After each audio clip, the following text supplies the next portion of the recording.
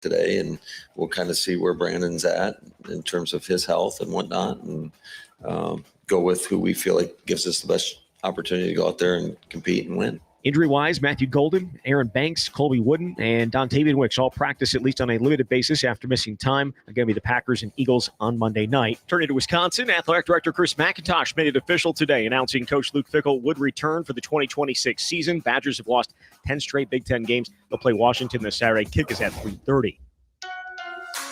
Rural Mutual Insurance, keeping Wisconsin strong. When a company only does business in Wisconsin, that's Wisconsin Strong. Rural Mutual provides all lines of insurance, including commercial, farm, home, and auto. And your premiums stay right here to keep Wisconsin strong. Local agents, local underwriters, local claims adjusters. Rural Mutual Insurance, keeping Wisconsin strong.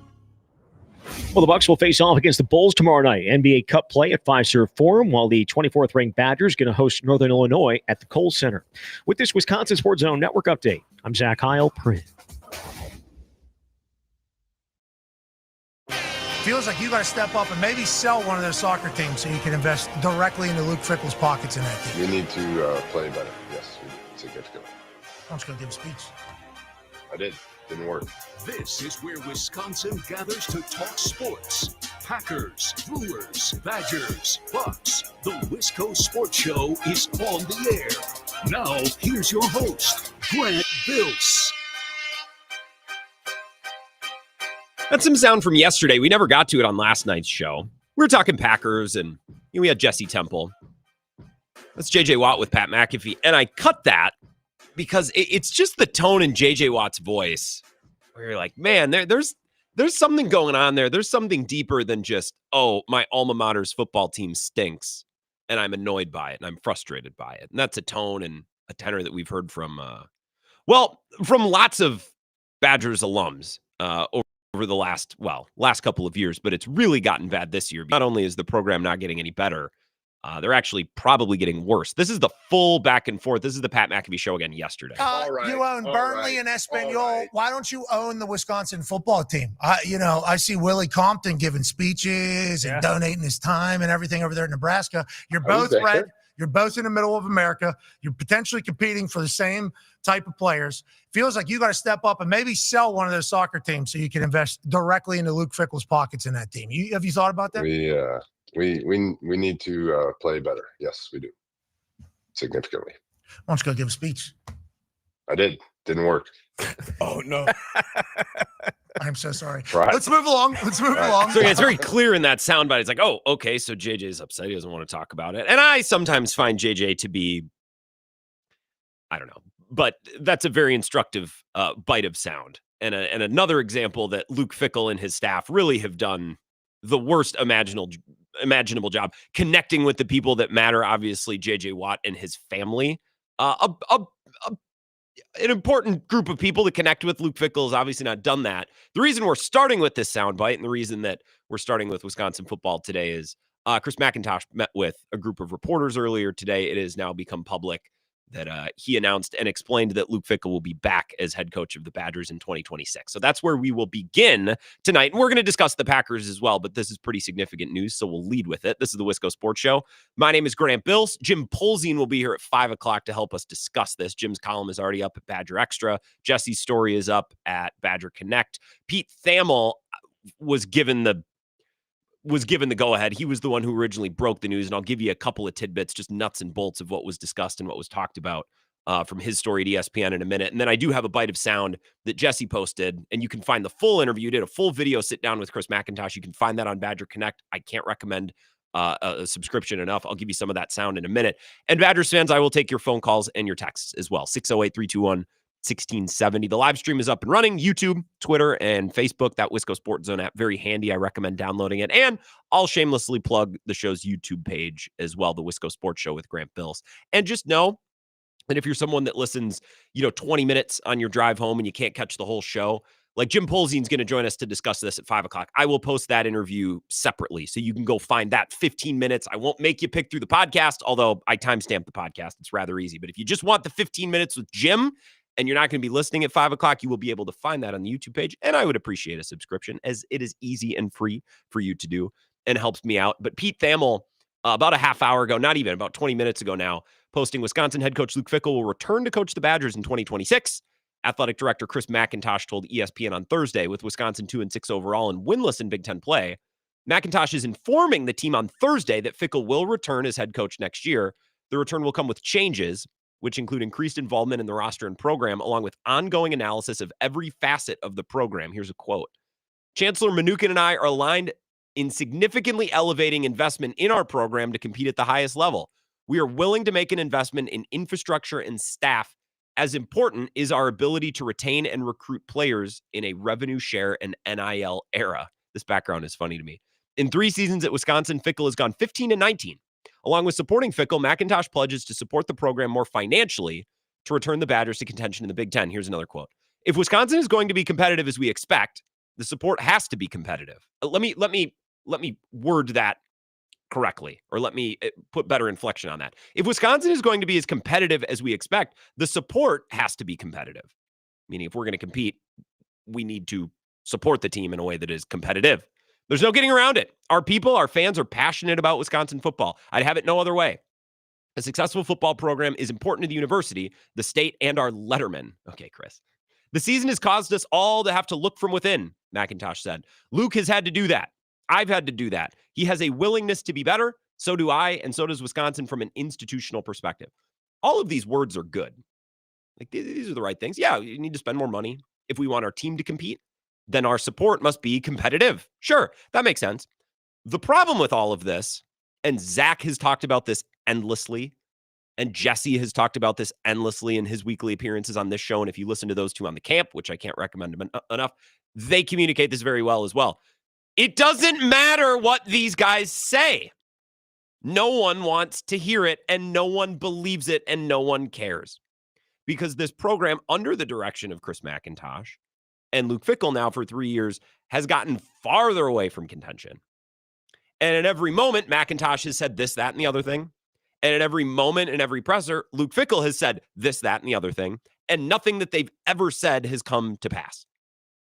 And as Zach has also detailed, and if you listen to Luke Fickell's press conferences, and I do, he changes his message every week, every day, every month. And I don't blame him, because everything that he says has failed, and everything that he's tried to do has failed. So at a certain point, someone in your life can say all of the right things, but at a certain point, you just stop listening.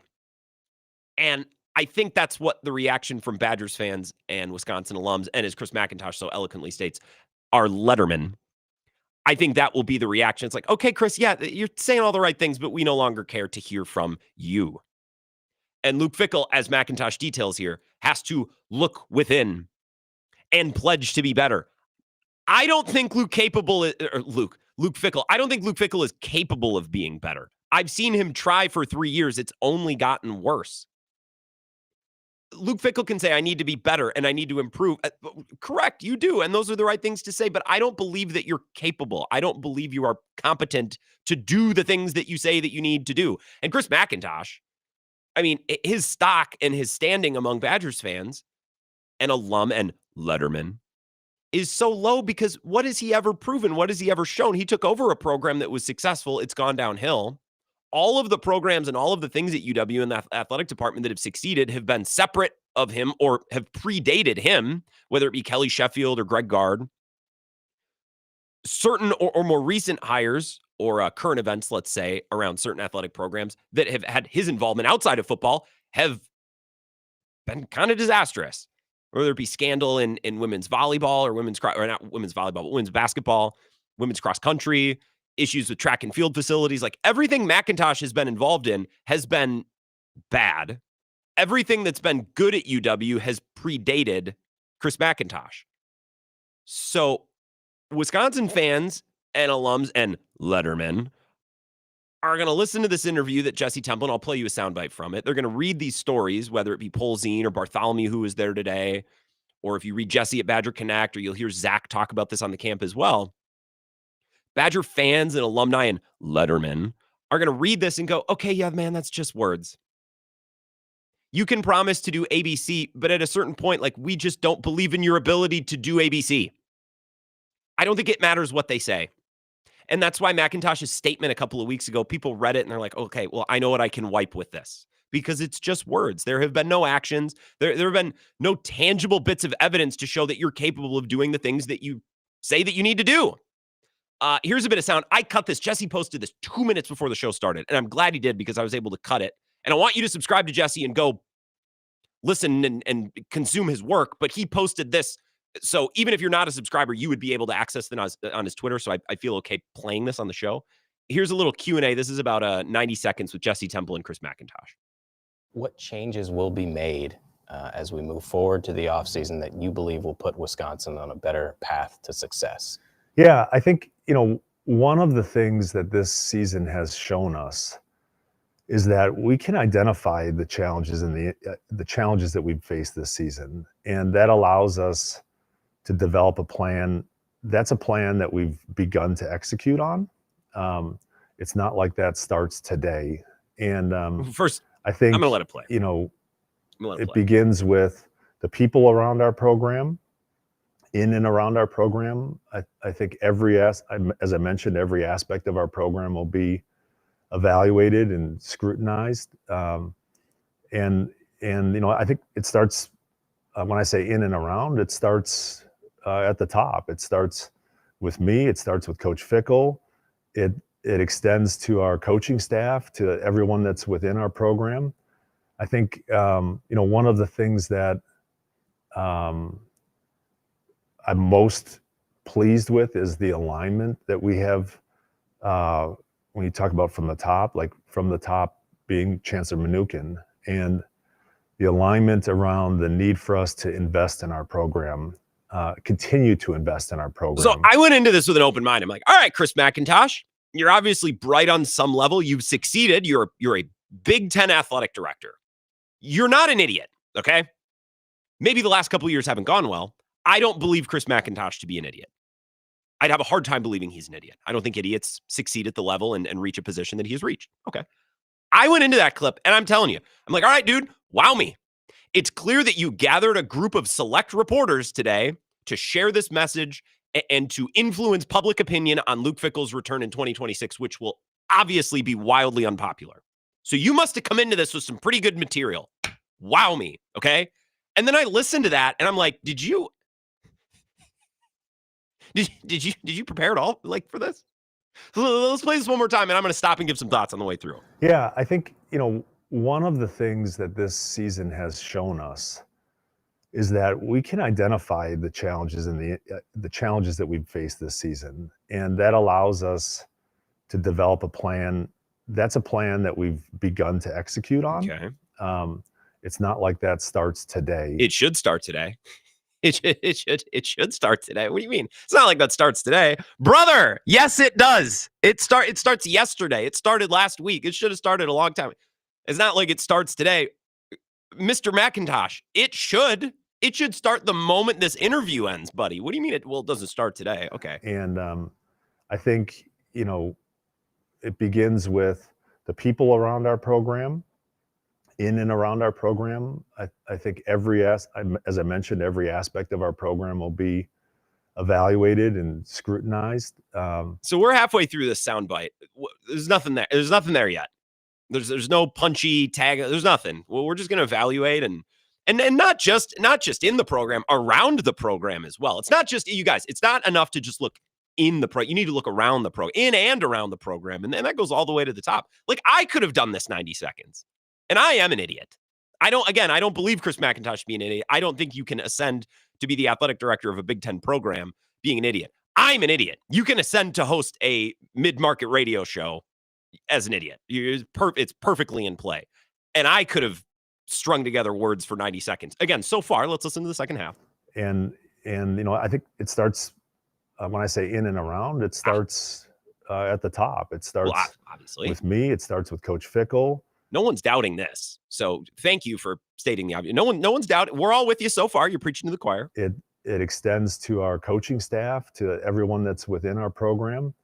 I think, one of the things that I'm I'm most pleased with is the alignment that we have. When you talk about from the top, like from the top being Chancellor Mnuchin. Again, it doesn't start. It starts at the top, obviously. The alignment from the top in and around the program. The alignment around the need for us to invest in our program, continue to invest in our program. I realize that's only 80 seconds, not even 75 seconds. If I ran a Big Ten program or ran the athletic department that is currently fielding a football team that is possibly the worst in the Power Four, if I was in that position and I was prepared to bring back a coach who's gotten worse every step of the way and really has shown, and I'm not trying to pick on Luke Fickell here, I'm just calling balls and strikes. He has shown to not have any clue on what to do. His first offensive coordinator hire, any of his quarterbacks, like none of this has worked. And I feel bad for him because I think he came into this thinking he knew what he was doing and he knew what he was in for. He clearly didn't, and he hasn't been able to get it right. I feel bad for him. I really do. He makes plenty of money. Again, I'm just calling balls and strikes. Luke Fickell at no point has shown any signs of like, he's got it. He's got his arms around the thing. If I was an athletic director who was fielding a football team, possibly the worst in the Power Four, and I was announcing that I was bringing back the football coach that has shown no capability of fixing it, I would have had something better than that 75 seconds. Well, guys, it's a plan. It's a long-term plan. And that doesn't start today. Yes, it does. Say that it starts today, Chris. Say that it's already started. Lie. Even if it hasn't, lie. Say anything other than it doesn't start today. It absolutely starts today. Like, oh my God. And you guys, it's not it's in and around the program. That's what you must understand. And it's obviously starts at the top. I don't even know what he's saying. I don't even know what he said. We listened to it twice. I have no clue what he said. So again, I think Badgers fans and alumni, and again, to use McIntosh's quote, the Letterman, like this is 1980. He's stuck in 1986 or whenever he played. I don't even remember what year he played. Early 2000s, not 1986. Don't let me age him like that. Although it feels like 1986 in Madison again, at least as far as the football team's concerned. I think people are going to read these quotes from Chris McIntosh. And whenever Luke Fickell speaks next and is going to have to at least be faced with these questions, he will probably pass them along because he's got a football season to coach, and I understand that. But Badgers fans and alum and Letterman are going to read this and hear this and go, dude, blow it up your butt. You can say all of the right things, and I don't think these are the right things, by the way. You can say all the right things, and you can say that you have a plan, and we're not buying it from you. It's not the sales pitch, it's the salesmen. We don't buy into you. And that's not even addressing the fact that Chris McIntosh is not, like, his best interests at this moment in time, I don't think are aligned with the university. If you were to put a neutral party in his role to look over everything and make a decision, he said, well, yeah, we got to change coaches. But Chris McIntosh can't do that because if he does, he is ramming his own lifeboat into the iceberg because he made the hire. He doesn't get to fire Luke Fickell, I presume, and then hire the next guy. So his best interests as an athletic director and a professional are not aligned with the best interests of the university on top of it all, on top of appearing to mostly not be competent and have a clue of what he's doing. Nobody's going to buy this. So Badgers fans, I'll take your thoughts on this. 608-321-1670. The breaking news is earlier today, Chris McIntosh meeting with a select group of reporters. A few were absent, and I just find it interesting which ones were absent. Colton Bartholomew was there. Pete Thamel was there. Mark Stewart was there. Jim Polzin was not. Jim Polzin's a badass reporter. He's going to be here at 5. We'll talk about this. And announced to everyone, Luke Fickell is going to be back now. Let me explain why. And after hearing that and reading some of these quotes, I would have had a better explanation. Considering you are naming the tune, I would have named a better tune. So I'll take your phone calls on this, Badgers fans, next. Again, Mike Clemens in the last hour of the show, so we will talk Packers tonight. But this is pretty significant news. Jim Polzin in less than an hour from Badger Extra to talk about it. But I want to hear from you next at 608-321-1670. This is the Wisco Sports Show with Grant Bills on the Wisconsin Sports Zone Radio Network. The Zone Blitz pregame bash is back. Every Wisconsin home game 2 hours before kickoff at the Blue Moon Bar and Grill. And this year, do I have something special for you? It's a perfect snack for game day or any day. Wenzel's Farm Pro Snack Sticks. Come see me and I'll hand you 16 grams of protein to fuel you through the day. Wenzel's Farm offers that and so much more, crafted in small batches using premium cuts of meat, perfectly seasoned, and naturally hardwood smoke. Check out wenzelsfarm.com. Made by pros for pros. The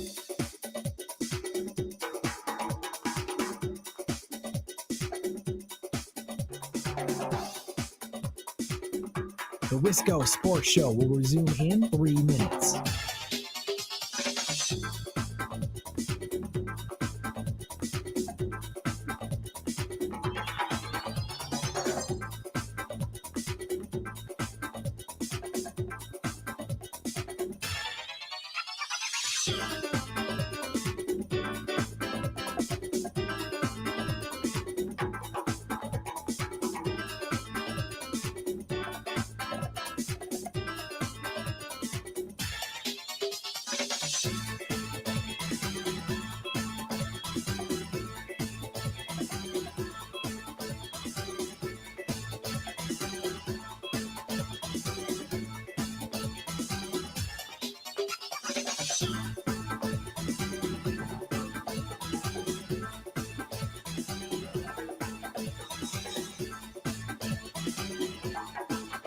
The Wisco Sports Show will resume in 2 minutes.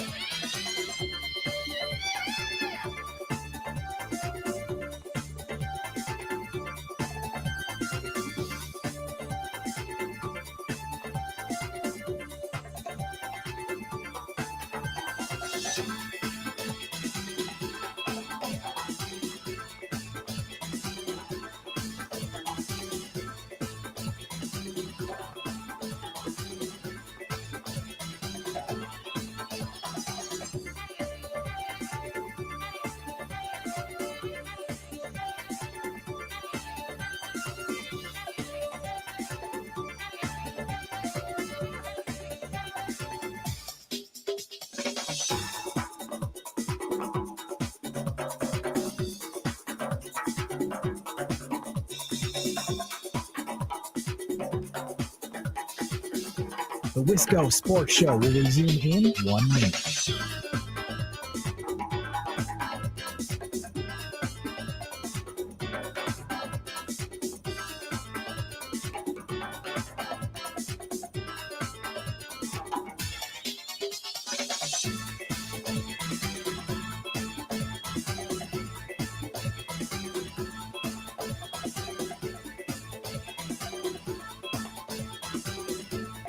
The Wisco Sports Show will resume in 30 seconds.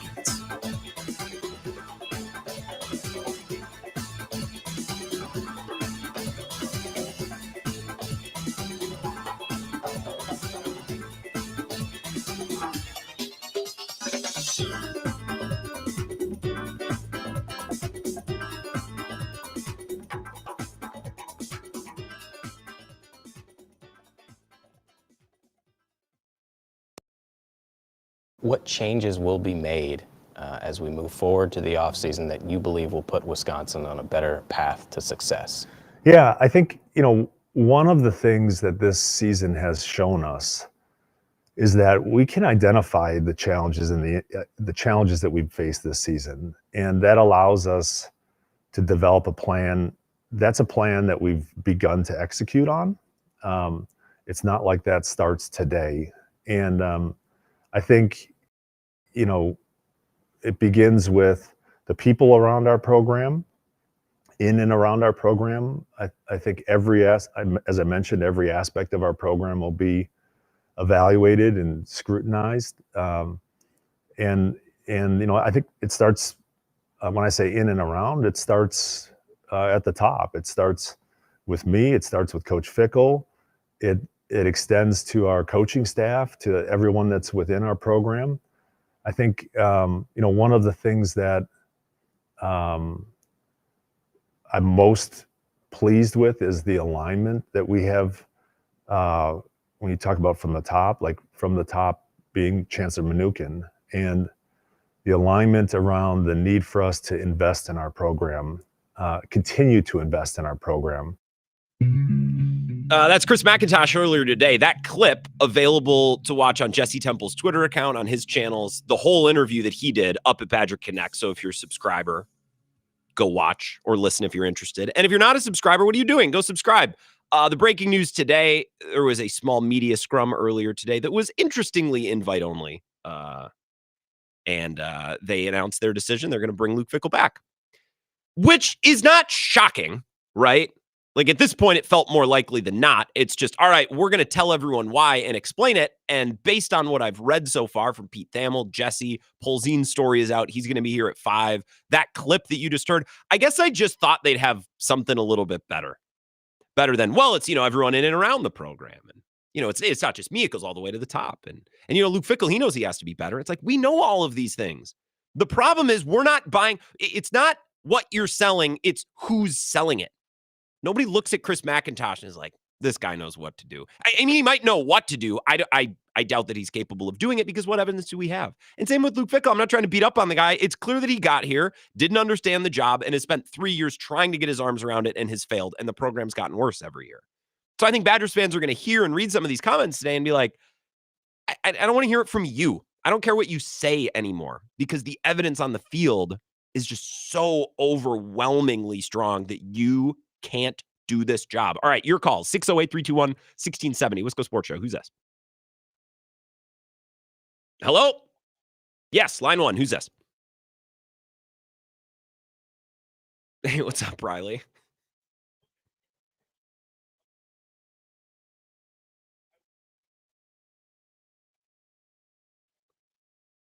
Sure.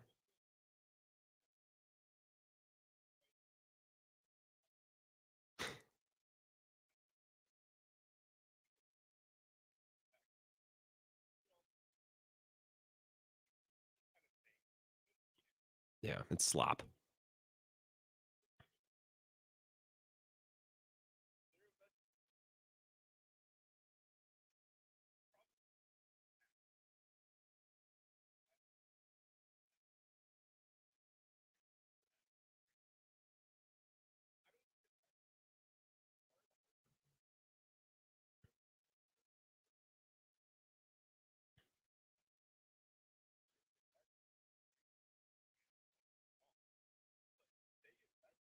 Mm-hmm.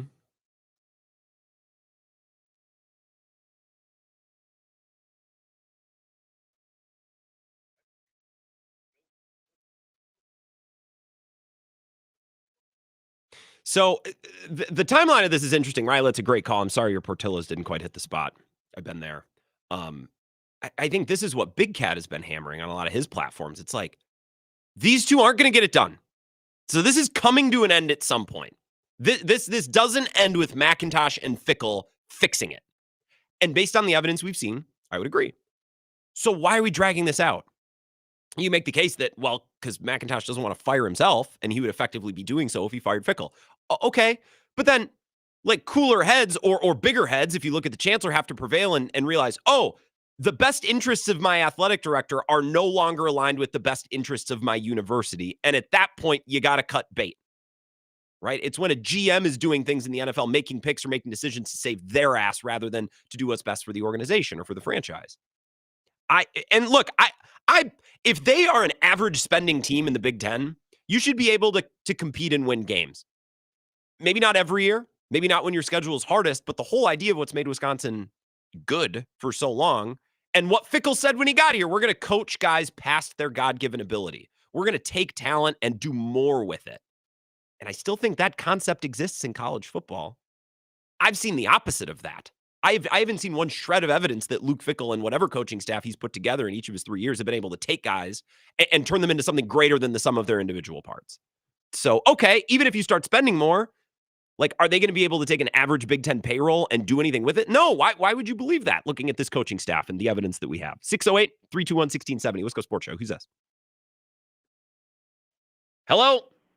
Yes. Hey, Grant, this is Sam from Ohio. Hey, Sam, what's going on?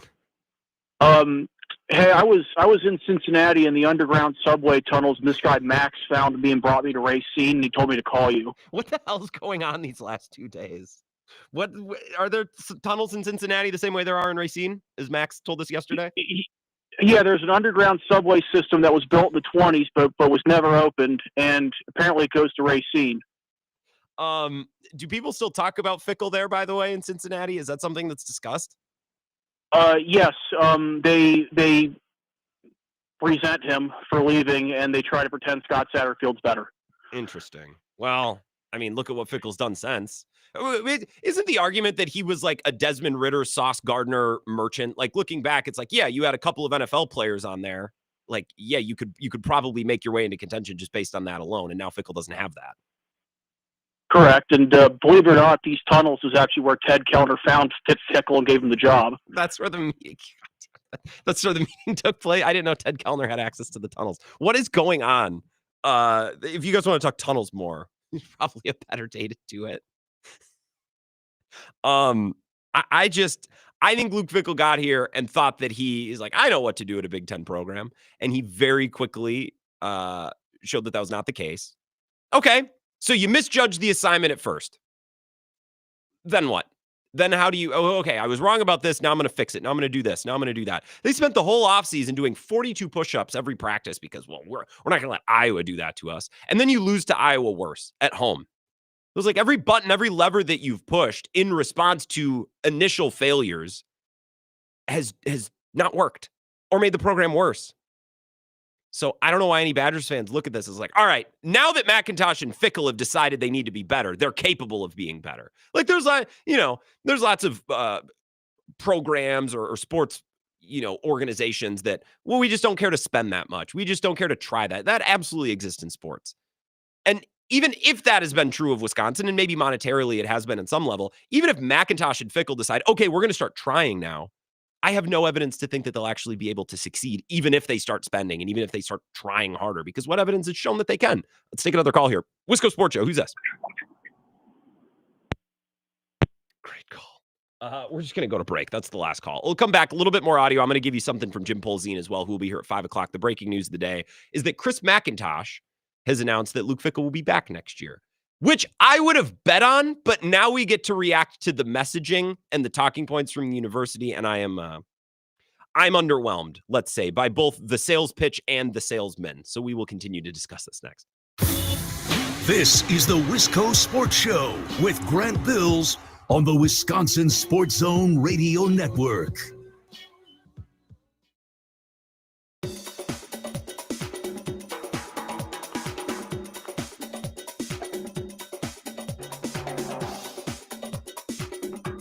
The Wisco Sports Show will resume in 5 minutes.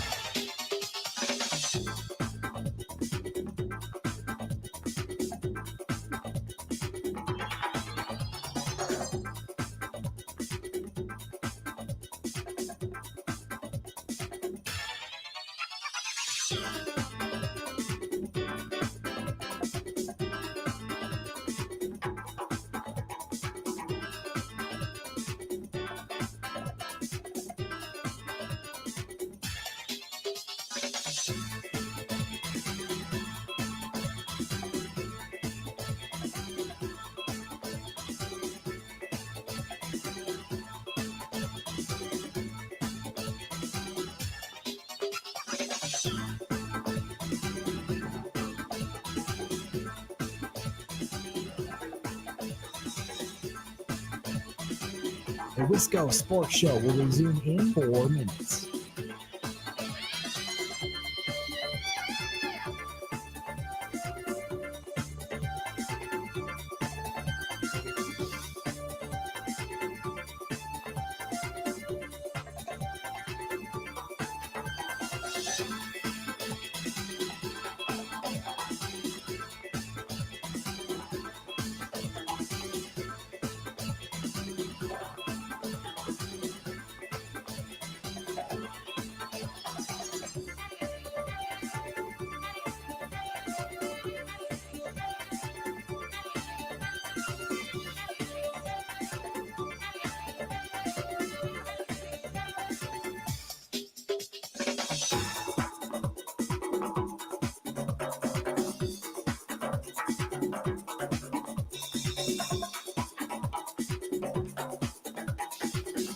The Wisco Sports Show will resume in 3 minutes.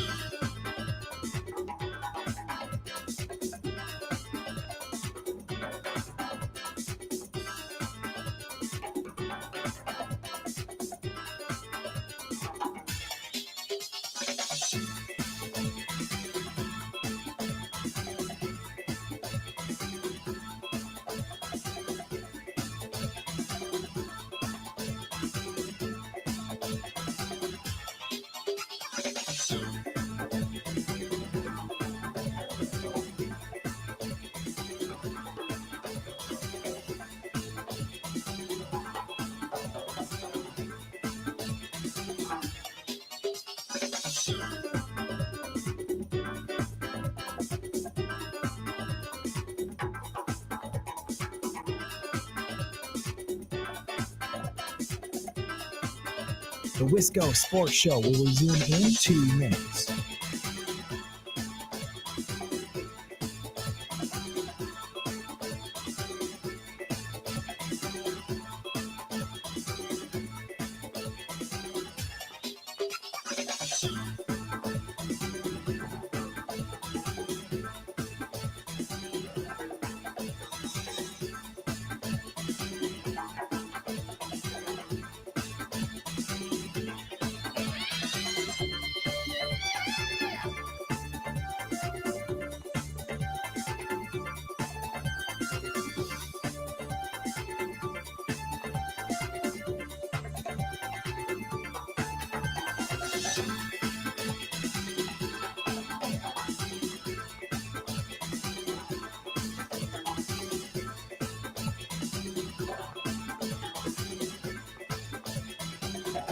The Wisco Sports Show will resume in 1 minute.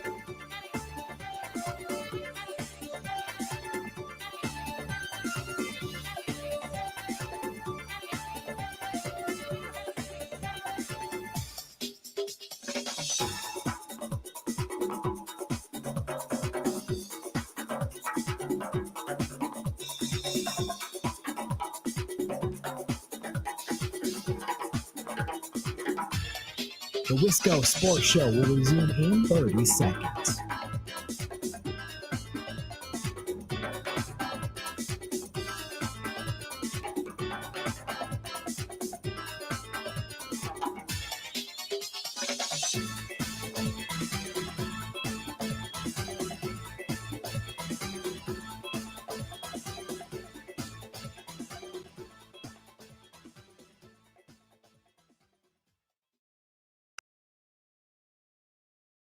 Because the culture is broken, and that's where Chris McIntosh thinks that they can slap a Band-Aid on it. And by the way, I don't know how much more money they're actually going to spend.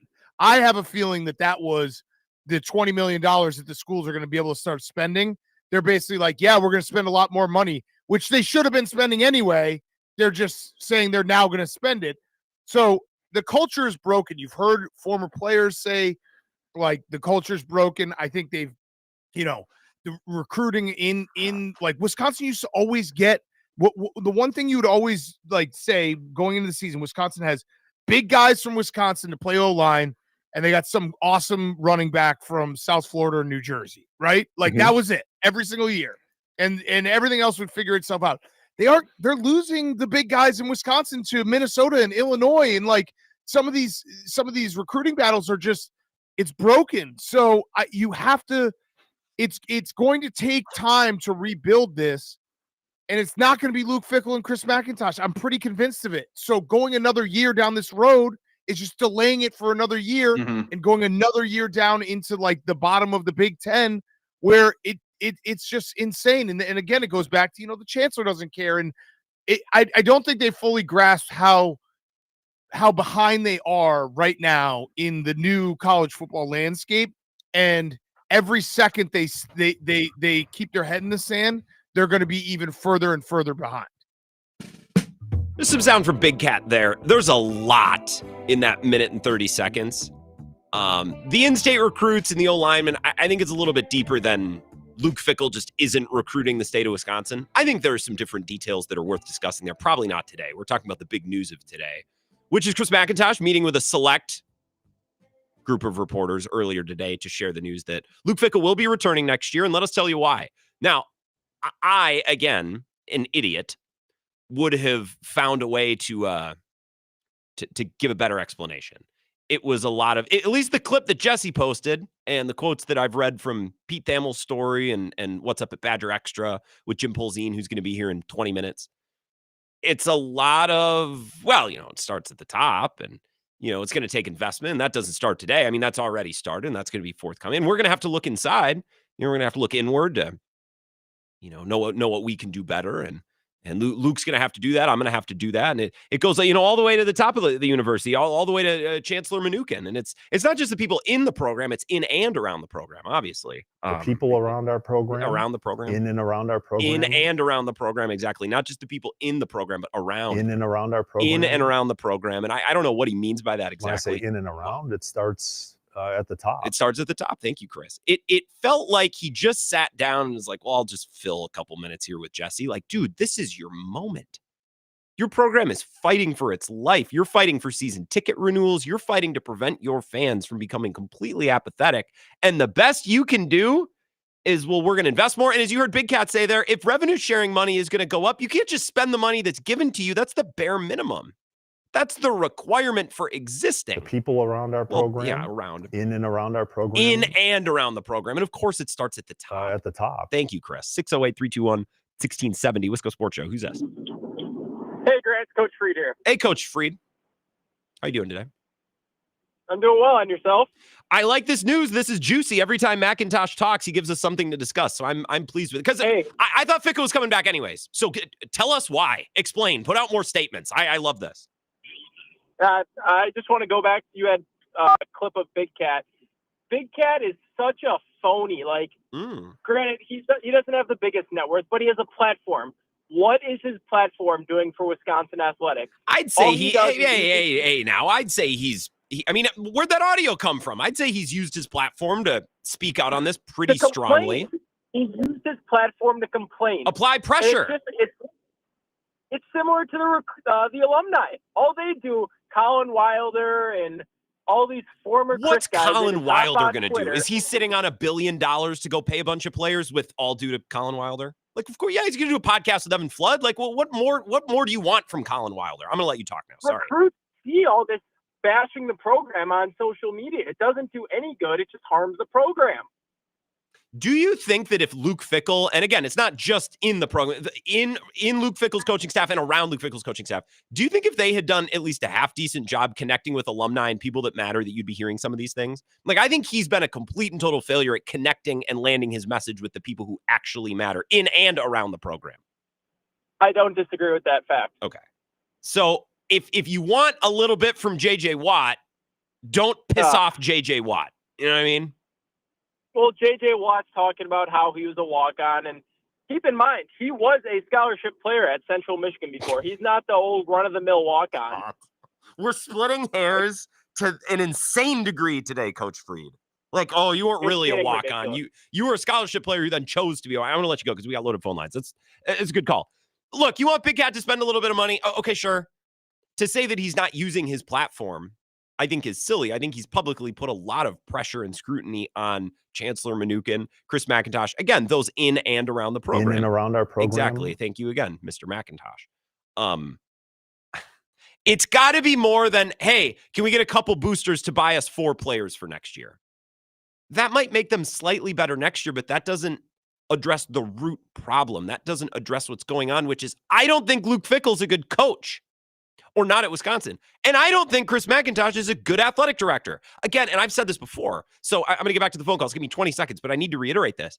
If I saw evidence these last 3 years on Saturday that this coaching staff had a clue and they just needed more money, like, man, if you could just get these guys some players. I've never seen that. That's never been the way that it's looked. So before we start complaining, well, these guys got to start cutting checks, I would like to know, and I would like to see that the infrastructure is actually prepared to do something with that money if the money came in. And I don't know how you could say that it is after watching on Saturdays these last couple of years. Wisco Sports Show. Who's this? Well, I mean, I hope they keep just losing because then I get to hold the title as, still seeing the last time they won a Big Ten game, with Bigabon John last year when they beat Purdue, that powerhouse. But yeah, Didn't they beat Northwestern last year or Rutgers? No, You're talking about at home. Yeah, the last home. Yeah. Oh, my God. Yeah, you're right. Yeah, that was the last time they won. But, yeah, I mean, I work in politics or, I cover politics. And what they say is, you can't just always throw money at a problem to fix it. You got to fix the problem, from within sometimes. And then you get the money after you show the results. But unfortunately, Fickell's just not showing the results right now. So I don't know. I thought McIntosh was going to get the boot and keep Fickell, but I guess it sounds like we're stuck with him. So it does sound like yeah, it does sound like we're stuck with a Matt in Cross Plains. I appreciate it. I just got to keep it moving. I am reminded of a Dave Ramsey proverb, if you will. Now, he is a religious man. Whether you're religious or not, Dave Ramsey often tells people, I love Dave Ramsey. It's a very entertaining radio program, and I'm a radio guy. He always tells people, stop praying for more money. Show God that you will actually know what to do with that money when you're given money. So and it's the same concept with Wisconsin. Like, yeah, we can yell at JJ Watt to cut checks. Fine, go ahead. Tweet at him to cut a check.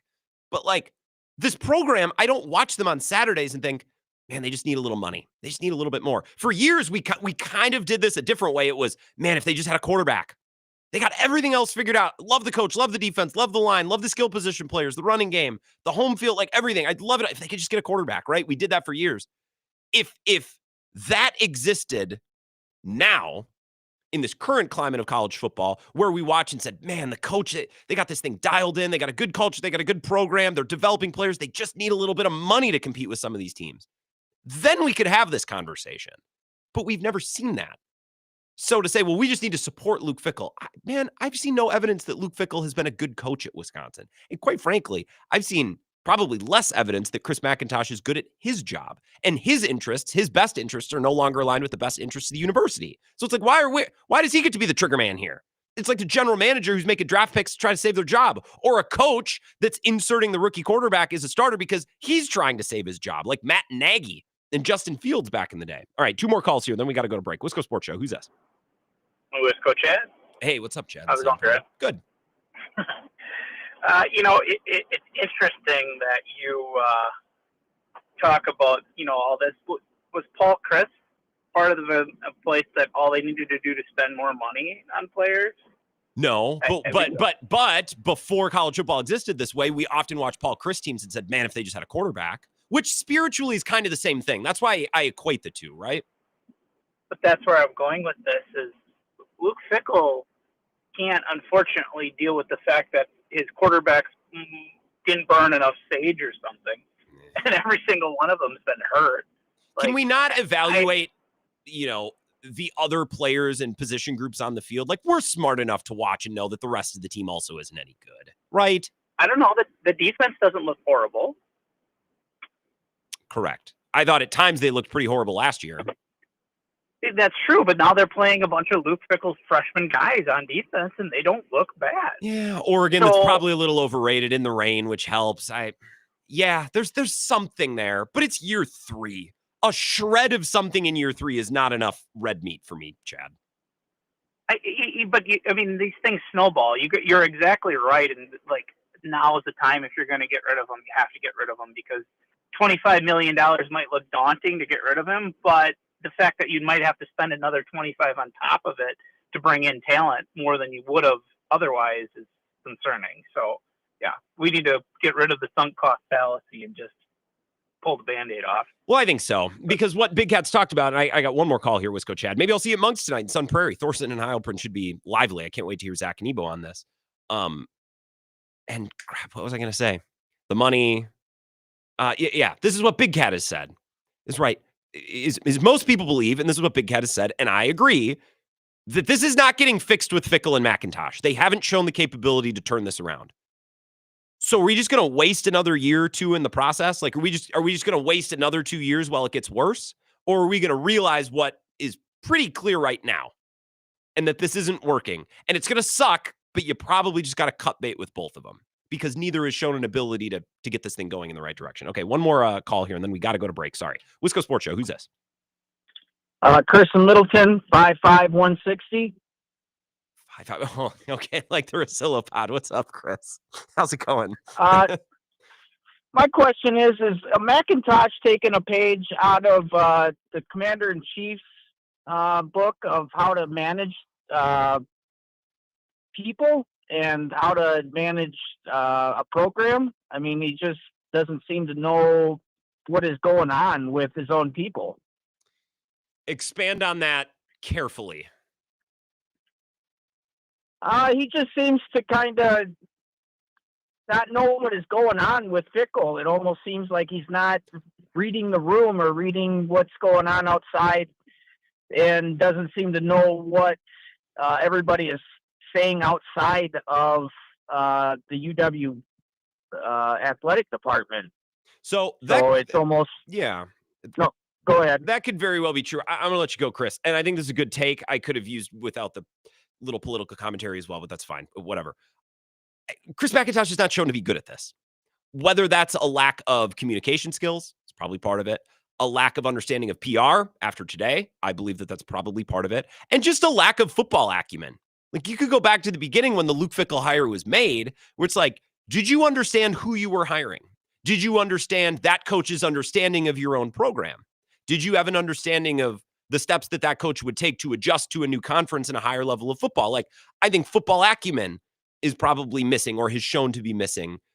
I think the communication, and again, I played you that JJ Watt clip, and you hear stories and you talk to people, and I'm not going to, air all this out on the radio, but I think it's very plain and fair to say that Luke Fickell and Chris McIntosh have at connecting with the people they need to connect with, whether it's their biggest alums, the parents of players, important people in the community, just the network around an athletic department and a program and a university like Wisconsin. It's probably most important at a university like Wisconsin. That's this legacy thing. They suck at connecting with the people who matter. So sure, if you want to say he lacks football acumen at the top, I think there's evidence for that. A lack of real communication skills, connecting with the people that matter. Yeah, I could give you a mountain of evidence on that. I think there's a fundamental lack of understanding of PR and the way that his program is perceived and the way that people are talking about it. You could look at today alone and say there's evidence. There's evidence across the board. Again, we don't need to, compare him to the commander-in-chief, but whatever. I'll let you get that pot shot in. Thank you from the call from Middleton. Jim Polzin in exactly 10 minutes. We'll get to him to begin hour number 2 to break all this down. I'll get to some of your text messages next to wrap up hour number 1. This is the Wisco Sports Show with Grant Bills on the Wisconsin Sports Zone Radio Network. The Zone Blitz pregame bash is back. Every Wisconsin home game 2 hours before kickoff at the Blue Moon Bar and Grill. And this year, do I have something special for you? It's a perfect snack for game day or any day. Wenzel's Farm Pro Snack Sticks. Come see me and I'll hand you 16 grams of protein to fuel you through the day. Wenzel's Farm offers that and so much more, crafted in small batches using premium cuts of meat, perfectly seasoned, and naturally hardwood smoked. Check out wenzelsfarm.com. Made by pros for pros. The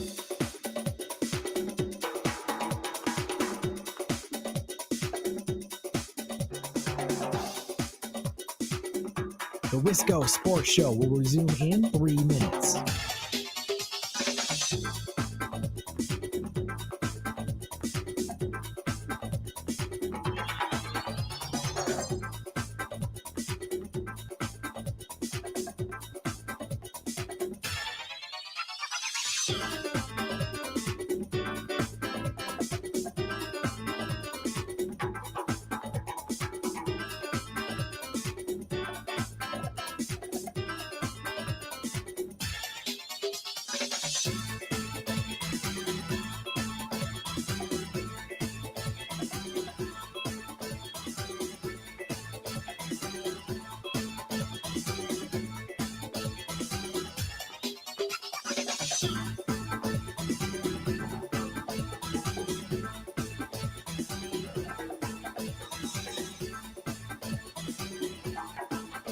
The Wisco Sports Show will resume in 2 minutes.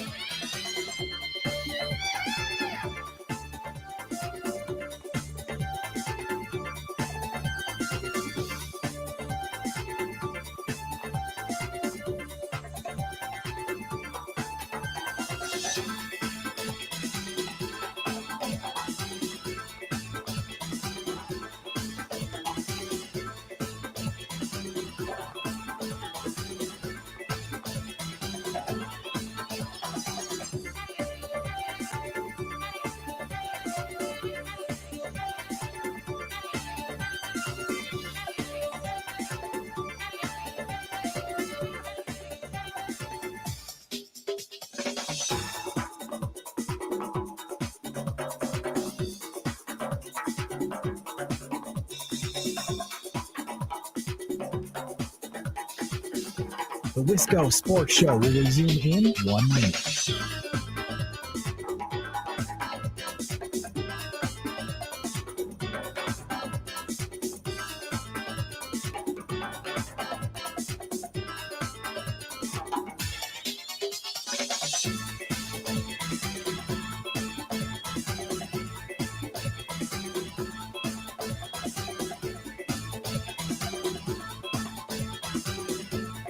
The Wisco Sports Show will resume in 30 seconds.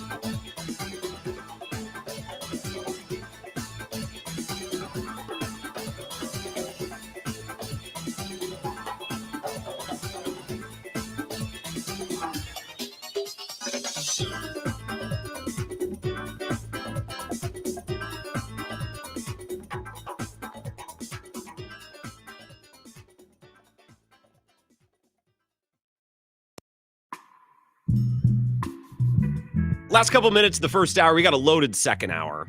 Jim Polzin will be here in about 5 minutes to begin hour 2. Badger Extra, State Journal, an actual reporter. That's not a shot at anyone. That's a compliment of Jim. He's the best, I think, when maybe some criticism needs to be levied. Conveniently, I'll stop there. I'll just leave it there. Jim Polzin will be here in less than 10 minutes. Start the next hour after Zach's update. A couple of your texts in the meantime. This is from Blake and Madison. And Blake, I saw your tweet about this and I laughed. This tweet kind of popped off for you too. He said, hi, Grant. Blake and Madison here. What has been your favorite moment of the Luke Fickell era since we got another year? I would argue hiring Jack Del Rio as an assistant coach and then firing him 2 months later when he got a DUI for crashing in a Madison neighborhood. I kind of forgot that happened. Which I don't know what that means.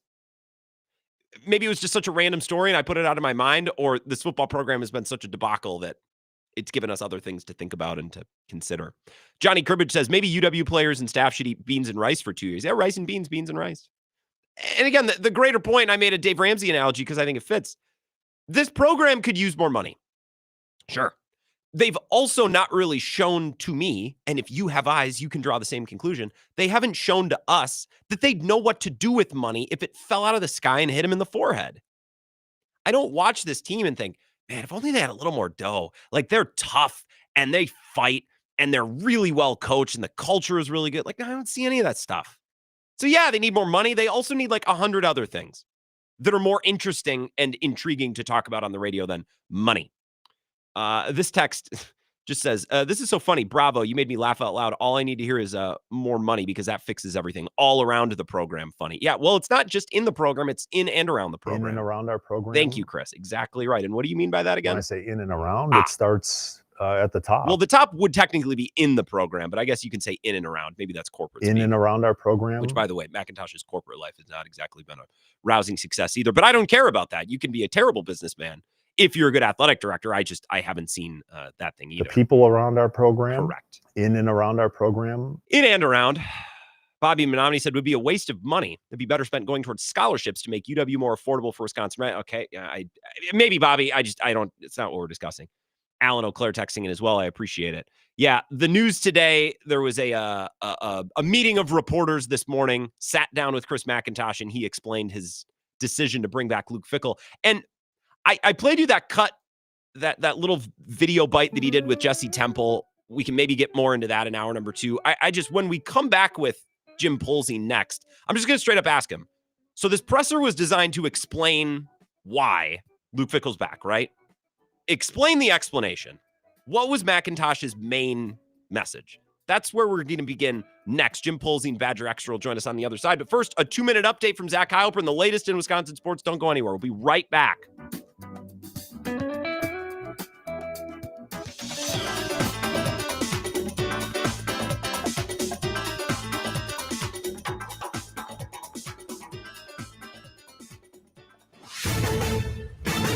This is a Wisconsin Sports Zone update. Well, it's official. Luke Fickell will return for another season as the Badgers head coach. That was the word from Wisconsin Athletic Director Chris McIntosh this afternoon to several different outlets. McIntosh said the job Fickell has done has not been up to the standards of what they expect, but he still believes he can turn it around with added investment into infrastructure, coaching, bringing in more players. Fickell just 15-19 during his tenure as head coach. Badgers have lost 10 straight Big Ten games, looking at a 2-10 season, which would mean back-to-back years without a bowl game for the first time in 33 years. Badgers will face number 24 Washington coming up on Saturday at Camp Randall. Turning to the Packers, they're getting ready to face the Eagles coming on Monday night. They will do so without Tucker Kraft, who tore his ACL. Kraft's emergence came as Luke Musgrave mostly watched from the sideline, but Coach Matt LaFleur says that was more about Kraft than Musgrave. In game, when there's situations that inevitably arise where a guy needs a breather, I mean, you feel comfortable throwing Luke in there as well. So we've got that luxury of having 2 guys that we feel, or 3 guys with Fitzy and to put in those situations. Kick on Monday night is set for 7:15. Rural Mutual Insurance. keeping Wisconsin strong. When a company only does business in Wisconsin, that's Wisconsin Strong. Rural Mutual provides all lines of insurance, including commercial, farm, home, and auto. And your premiums stay right here to keep Wisconsin strong. Local agents, local underwriters, local claims adjusters. Rural Mutual Insurance, keeping Wisconsin strong.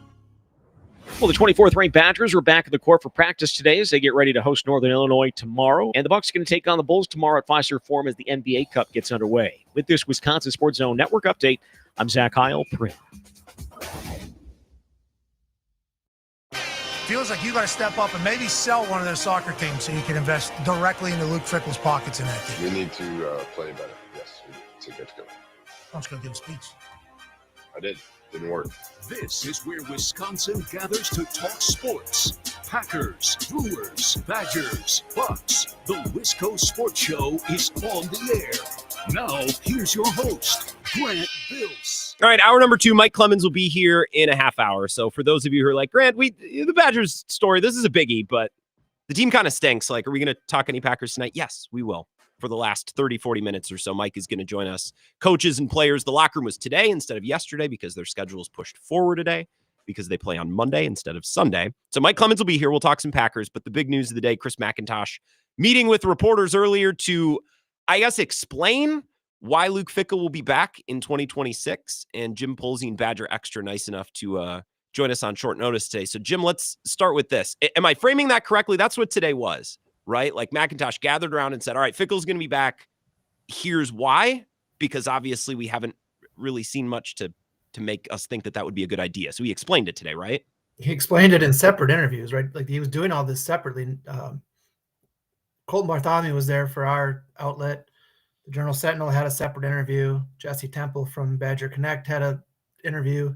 And apparently ESPN had one too. So at least 4 separate outlets. So very busy day for Chris McIntosh to kind of tell us, I think what we assumed all along, right? Like lately, all the breadcrumbs have been Luke Fickell will be back. I think he just thought it was important to make that absolutely clear to everyone.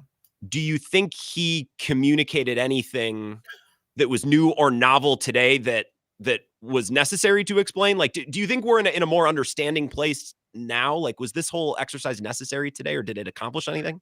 Was it necessary? Let me answer. I think there's 2 separate answers there. I think that I can see why he thought it was necessary. I think Chris McIntosh is talking to recruits, and certainly the coaches are talking to recruits, and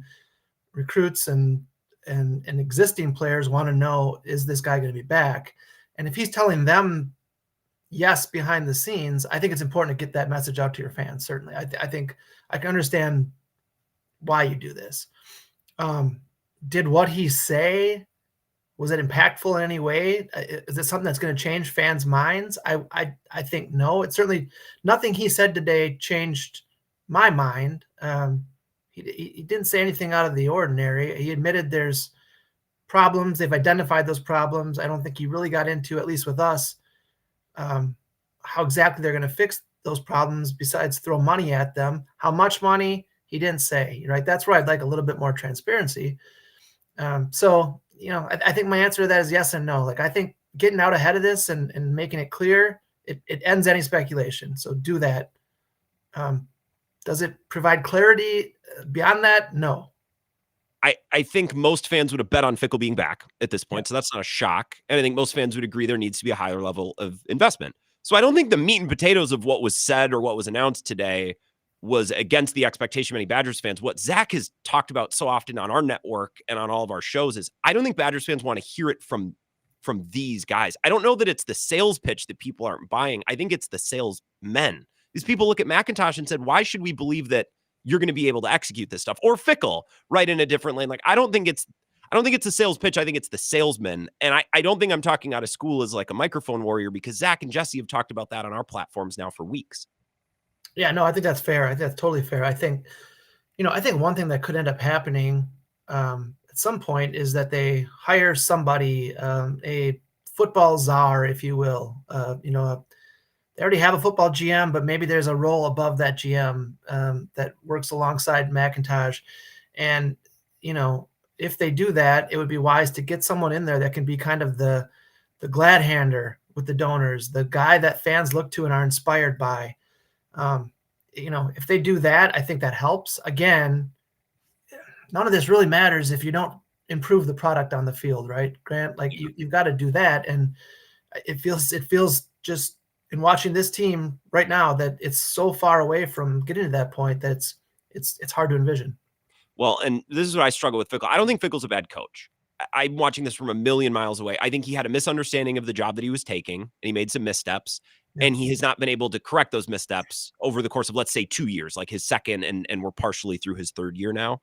And I don't watch them on Saturdays and think, man, if they just had a little money, like they for a long time we watch them and said, if they could just have a quarterback, because they're so good at everything else. And I think spiritually, if the same was true now and we watch them, the culture, they play hard, they're well coached, they're well organized, all that, and they just needed money, that would be one thing. I think it's a lot more than money, and I don't know that Luke Fickell is going to get in a lab. We have no reason to think he's going to get in a lab this offseason and come back with some brilliant plan on all of a sudden how to coach Wisconsin in the Big Ten. I think that's the concern of many fans. Yeah, no, I think that's fair. I mean, you look at some of his decisions. He hired Phil Longo, and clearly that was a mistake. He admitted as much by firing him deep into his second season. The defense has been essentially a different shape and form every season. They go through a season, they make adjustments on what type of player they want, and we're now on year 3 of that. And even now, that you wouldn't call the defense great by any means, right? So there have been things that go beyond wins and losses that just kind of you start to question in-game decisions, stuff like that. Like there is a lot of things that I can point to that go beyond the result on Saturday, and certainly the injury excuse, right? Like injuries have played a role. And I don't want to discount that, but there's so much more than that goes into evaluating why the job he's done and why this program is where it is. Okay, so the results on Saturday, we talked a little bit about that. I think another problem, and you would know this times 100, based on something that I would know, but you talk to people around the program or alums, or you just listen to people like JJ Watt, and you could just hear it and see it in his voice that this regime has maybe not done a great job connecting with people who matter in and around the program, to use McIntosh's phrase. Like, how do they get better at that stuff? Because it's clear that a lot of these relationships that are really important for this program have been kind of icy. Yeah, no, I mean, that's something that I do think there's part of it where you're an outsider and you come in. What's that? Well, it's a tough question to answer. So if that's not something, I guess, that you can speak to, I guess that's just something that I've noticed. So I would like your take on that. No, I think it's a fair question. I just think that, you're now in going to be year 4 of this, right? So you're behind. You're behind the 8 ball. You really need to. The relationships like this should have been started in year 1. If you're now doing this off season, you're playing from behind, and you're going to have to convince a lot of people that are upset, whether it's alumni, like you've mentioned, former letter winners, high school football coaches, right? Fans. Like, I just don't think he's done a great job. And again, like all of that would be, if he was winning games, I don't think all that would be a big deal, but he's not winning games. And so you need as many allies as possible. And I just don't think he's done a great job of building allies. So Jim Polzin is here, Badger Extra. I have not had a chance to read everybody's story. I didn't, when I first knew this was going down and we're looking for stories and Pete Thamel broke it, I didn't know if it was a press conference. Is this going to be a thing that we can all watch and there's directed questions? It's all one-on-ones, like you said, which I didn't really know. At any point, did someone ask Chris, and this is a difficult question to ask him, I understand. Did someone ask him hey, Chris, people might be concerned that your best interests in your job at this moment in time might not be aligned with the best interests of the program and the university? That's something that has to be talked about and asked, right? Yeah, I don't know. I heard Colton Bartholomew's interview with Chris, and I thought Colton asked some really good questions. Did he ask that question specifically? No, I don't think so. I think that's a valid point. I think it goes above Chris McIntosh too. I would really like Jennifer Mnuchin to sit down with somebody, some outlet, and kind of explain where her mind is at. She's given out a couple statements. I don't think that's good enough. I think this situation has reached the point where it's bad and a chancellor needs to speak for it. Why are you keeping this athletic director on? Give us the reasons besides being aligned and trusting him and stuff. I think the very question you just asked me about self-interest, Jennifer Mnuchin needs to answer that too, because she 15 months ago, she gave Chris McIntosh a raise and a contract extension and really kind of pushed her chips in the center of the table. Probably not knowing that it was going to be this bad 15 months later. Is she involved at a level that's greater or lesser than maybe previous people who have done her job? Like, give us a little bit of an understanding of exactly how involved she is. No, great question. And Colton did ask that today, because I think the outsider's view is that she's not involved and she's very hands off. And Chris McIntosh told Colton that she's I believe the phrase was, the alignment has been better than at any time in his time at UW, and maybe in talking to people, it's been a long time. I mean, I don't know, since Shalala Richter Alvarez, equaling that alignment, I'm not sure anybody will ever get to that point, but I don't know how aligned Barry was with his chancellors. And if Chris is saying that, it's certainly, it's food for thought. Now, is he going to rip his chancellor in front of the media? Also, no. So everything, all these people in power say needs to be taken with a little bit of a grain of salt. Of course. And like that's, I understand that as well, right? You're not going to air this out in public. I don't know that a lot of people have a good understanding of the way that she is wired. Is she too hands-on? Is she just passive? And it's just another thing on a very, full schedule and a full plate for a chancellor. I think a lot of people lack an understanding there. And if she doesn't talk, right, or if she doesn't do any interviews, that's a little bit on her as well. Your column is out an hour ago at Badgers Extra, and I love the concept. You said, can one person be Don Morton and Barry Alvarez at the same time? And what you're writing is Chris McIntosh obviously believes that Luke Fickell can do that. Otherwise, he would be gone, right? So talk about that and give us a taste of what we can find with your work as of today. First of all, I need to credit Colton Bartholomew for that idea, because a columnist is only as good as his beat writer, and in many conversations with Colton over weeks and months, he comes up with some column ideas, and that was one of them. The gist of it is that whether you blame Paul Chryst for any of this or not, I think any realistic person says that this program has gone backwards since Luke Fickell got the job. Mm-hmm. He's taken it to almost Morton-esque levels. Not quite there, but we're getting, a lot of the stats and facts I look up now are entering Don Morton late 80s territory. The guy who fixed the Morton problem was Barry Alvarez. So I really think that they need somebody. They're in a hole right now that they haven't been in 35 years, and they need somebody that is Alvarez-esque to get them out of it. And that guy apparently for another year will be Luke Fickell.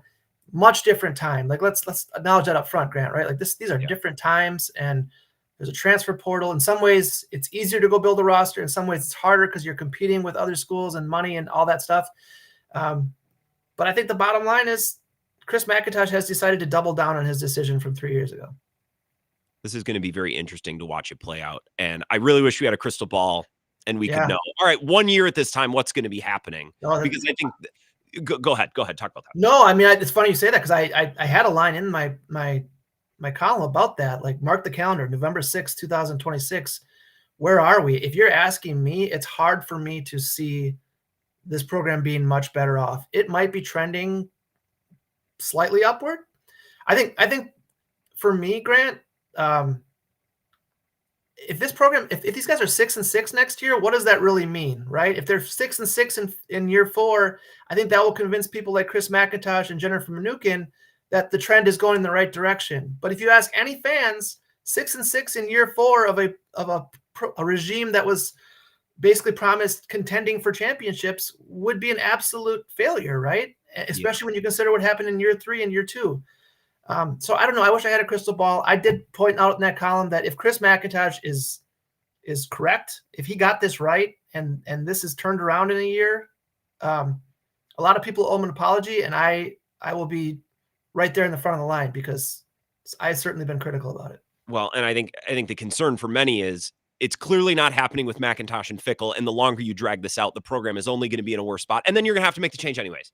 And I think that's the fear of many, and they have plenty of evidence to back that fear up, right? It's not like people are being hysterical when they think that way. So, and if it does turn around, again, credit to them in a year or whenever that happens.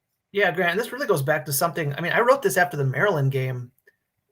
It was obvious at that point that Mnuchin is in a jam a little bit, right? You cannot fire Fickell and McIntosh at the same time. That timing just, it doesn't work out. You can't have a new coach being hired when there's no athletic director.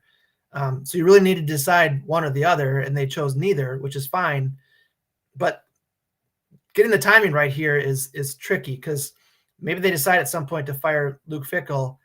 I don't know if I'm the next coach, if I want to come in, if I don't know the athletic director is on solid ground, right? And so it's just, it's a mess. It's a complicated mess is kind of how I put it after the Maryland game, and it's only gotten worse since then. It's gotten much worse, which after the Maryland game, I don't know if it would have been hard to believe, but I certainly would have not to like to hear that after the Maryland game. Jim, I've kept you too long. Thank you so much. We'll find your work at Badger Extra, and wherever this season goes, maybe we'll link up again. Thank you for the time. Yeah. Thanks, Grant. Appreciate it. Yep. Jim Polzin, Badger Extra. Appreciate his time kind of turning on a dime today and giving us a little. This is such an interesting situation. And folks, when we talk about the NFL, right, we always point this out with teams like the Bears, who are constantly firing their GM, but the coach is still there. Then firing their coach, and the new coach comes in, and the GM's already on the way out. And round and round and round it goes, and you're never aligned, despite, funny enough, maybe the number one talking point of Chris McIntosh's press conference today was how aligned they are, right? And at this moment in time, I think it's because they have to be aligned. They have no other choice. As Jim kind of outlined there, you can't cut bait with one when the remaining one will be on thin ice, especially in a hiring cycle. And I think this is a little bit of an overrated talking point. People are like, well, Wisconsin can't make a firing right now because look at all the better openings. Look, if your coach sucks, man, you got to go get another coach. No matter if Penn State is also open and LSU is also open. But what coach is going to want to come coach at Wisconsin when Chris McIntosh already might feel like he's on his way out? Not to mention there's a million other better jobs, because this is one of the most wide open hiring cycles we've seen in college football, at least in recent memory. All right. If you're inundated with Badgers and you're like, Grant, please, enough. Mike Clemens will be here at 5:35. Maybe I can share a couple Packers details with you next to kind of reset the show and get into Mike. This is the Wisco Sports Show with Grant Bills on the Wisconsin Sports Zone Radio Network. The Zone Blitz pregame bash is back. Every Wisconsin home game 2 hours before kickoff at the Blue Moon Bar and Grill. And this year, do I have something special for you? It's a perfect snack for game day or any day. Wenzel's Farm Pro Snack Sticks. Come see me and I'll hand you 16 grams of protein to fuel you through the day. Wenzel's Farm offers that and so much more, crafted in small batches using premium cuts of meat, perfectly seasoned, and naturally hardwood smoked. Check out wenzelsfarm.com. Made by pros for pros.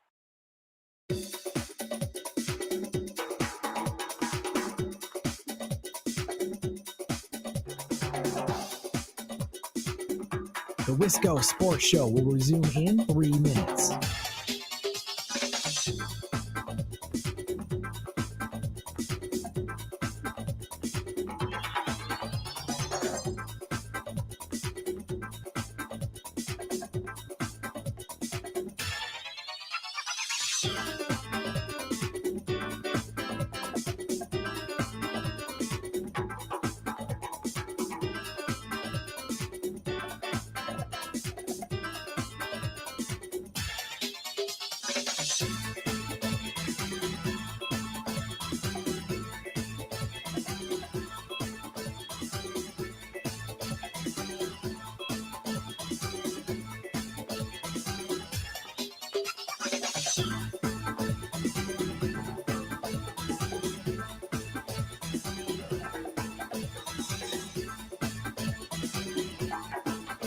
The Wisco Sports Show will resume in 2 minutes.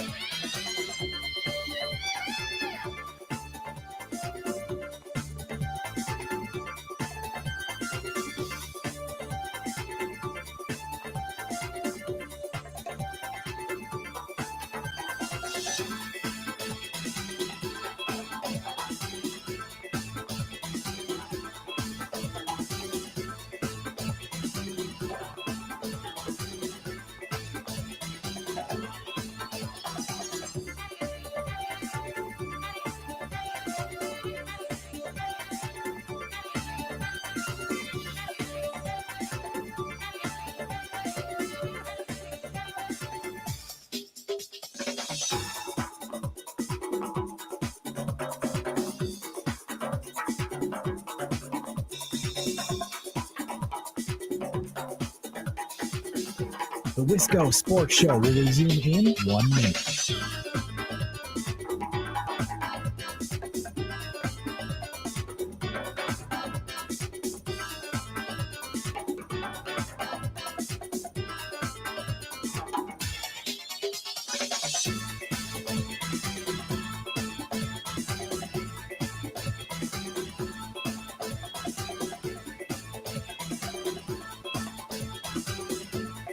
The Wisco Sports Show will resume in 30 seconds.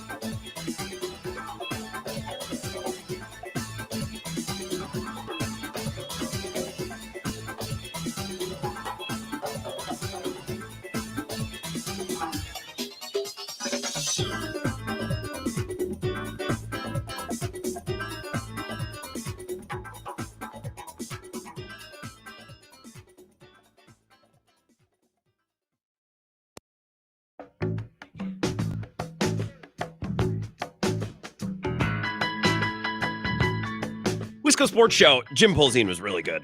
Very appreciative of that hit and his time. Short turnaround today with some breaking Badgers news. McIntosh announcing Fickle will be back, which doesn't surprise me at all. I would have, if you're like, great, you have to bet every dollar to your name that Fickle will be back next year or that he will be gone. I would have bet that he'll be back because if they were going to fire him, it would have happened already. So that's not shocking. I'm more interested in the machinations and the public relations strategy of McIntosh coming out. And again, inviting a select group of interviewers to sit down with him individually for a Q&A. This was not a press conference that he gave today that was available for mass consumption and available for, a public form of questions. One person after another peppering him with questions. It was a little bit more controlled. And I played you some audio from Jesse's. It's not a Badger Bite. He's got a full interview up with McIntosh. He posted about a 90-second clip for non-subscribers. You can see that on his Twitter. So for that reason, I was comfortable playing it, but definitely subscribe. And we'll loop back and connect with Jesse next week. I'm more interested in the dance that they need to do publicly to sell this to fans.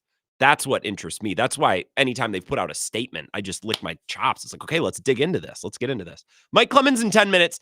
A couple of little things, significant Brewers news. I don't have much to say about it other than I am a fan. The Brewers extended the qualifying offer to Brandon Woodruff today, which I guess I don't know what I would have expected on the Brandon Woodruff front.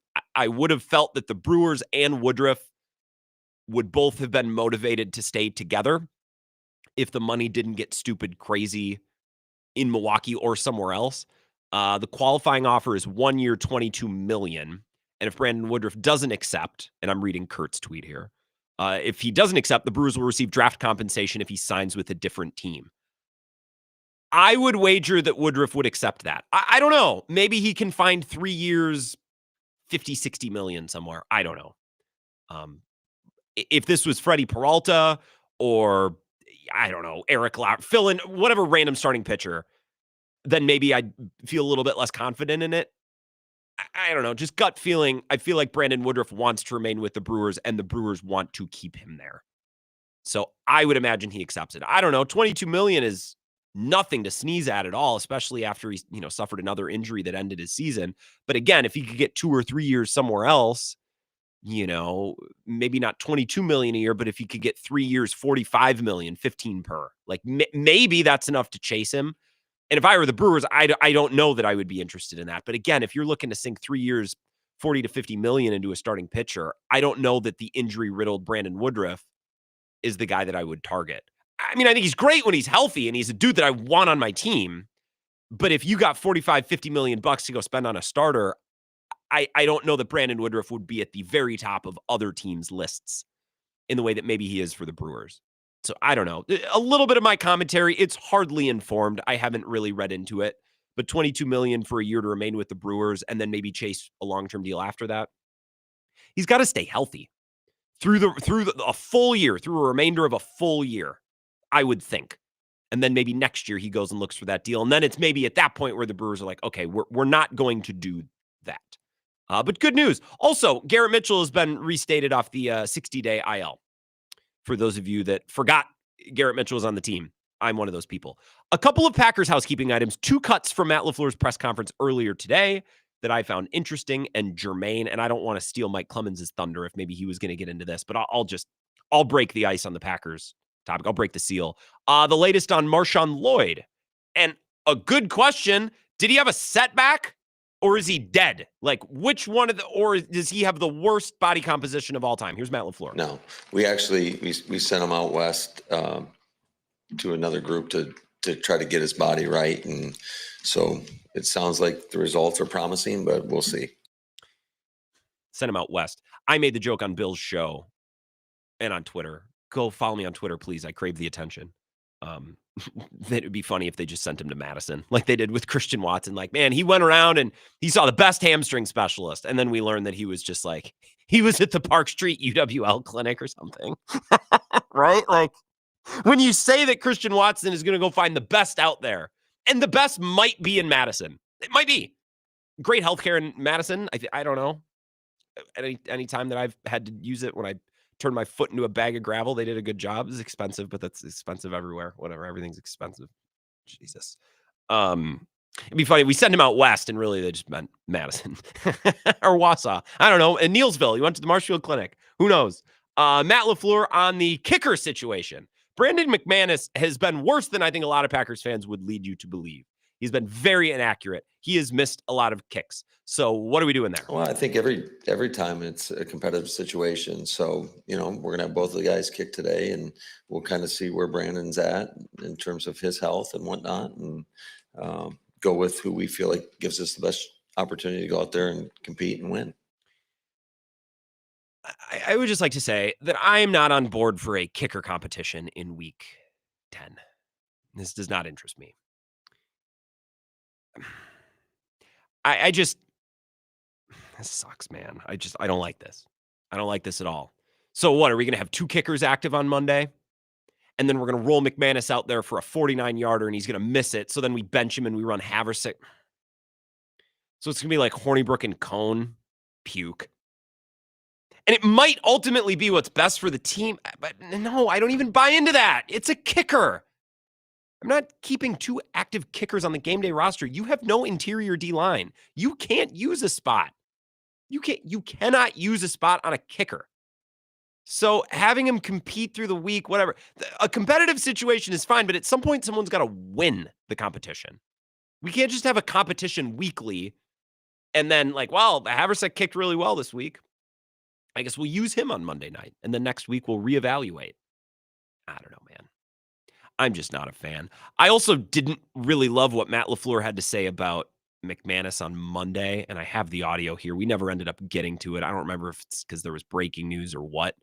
But this is Matt LaFleur on Monday, Q&A on McManus. Is he just missing kicks or is he not healthy? I said, is he missing kicks or is he just not healthy? You said yesterday that McManus is working through some things. Did you mean mechanically or health-wise? No, I definitely say health-wise. I mean. All right. So we have an injured kicker who's missing kicks and working through it. All right, we got time for one quick call here, and then we got a break to get to Clemens. Wisco Sports Show. Who's this? Eric on I-90. What's going on? What's up, Eric? Maybe this Lloyd guy is with Tucker Kraft and is in a better place. They're in a better place. Oh my God! Place. Out west, yeah, They they're in Yellowstone, looking at Old Faithful. Maybe they're down in Alabama running down these monkeys. Who knows? I don't know. Oh my God, I don't even That want to could know be what where that's he's at. referencing. Probably News of the Weird from Ebo's show. Correct? There was something about loose Right. monkeys. Yeah, that's right. Yeah, a little bit of a loose monkey situation down there. So other than that, just looking forward to the weekend. And does Bucks play tonight? I think Bucks play tonight, don't they? I don't know. Probably. Yeah. What's yeah. going on with you, Grant? What's going on with you? Well, you don't even know the Bucks are playing. It's like third on the list of things that we're talking about today. They play tonight. The Bulls. Tomorrow. Okay, all right. In an NBA Cup game, and I know that because I heard it in Zach's update earlier. I'm sorry, I don't have the fridge magnet in front of me, Eric. All right, you are the host of a sports talk radio station, so I just thought maybe you would know if the Bucks are playing. Have a good night. Hopefully we'll talk tomorrow. And Edmund Fitzgerald on Monday, so strap in, Eric. I know you get up for that. Mike Clemens going to join us. Screw you, Eric. Mike Clemens is going to join us next. This is the Wisco Sports Show with Grant Bills on the Wisconsin Sports Zone Radio Network.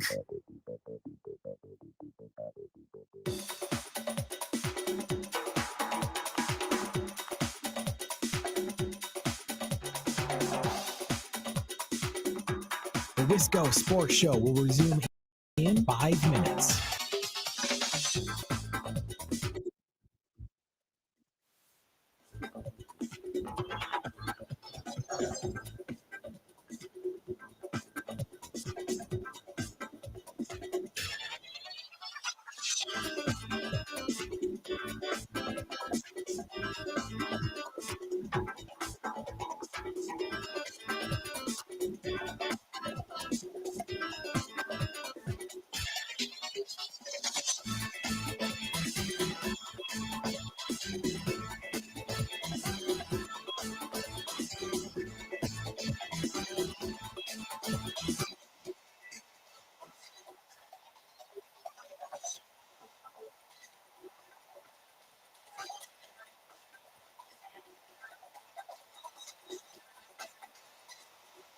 Wisco Sports Show will resume in 4 minutes.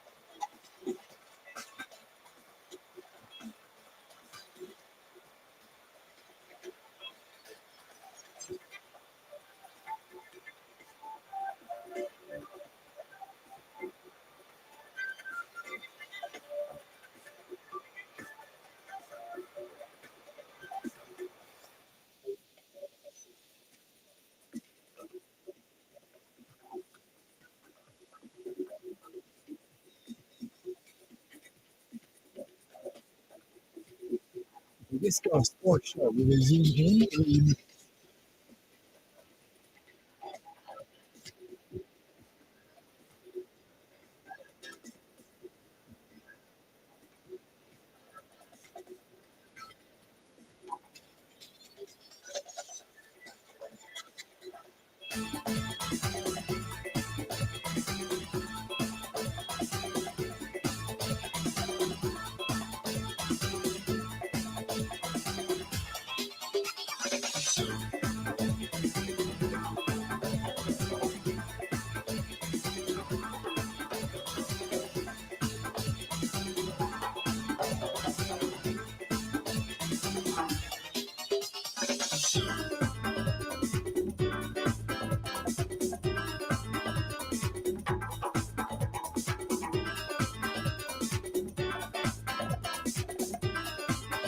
The Wisco Sports Show will resume in 2 minutes.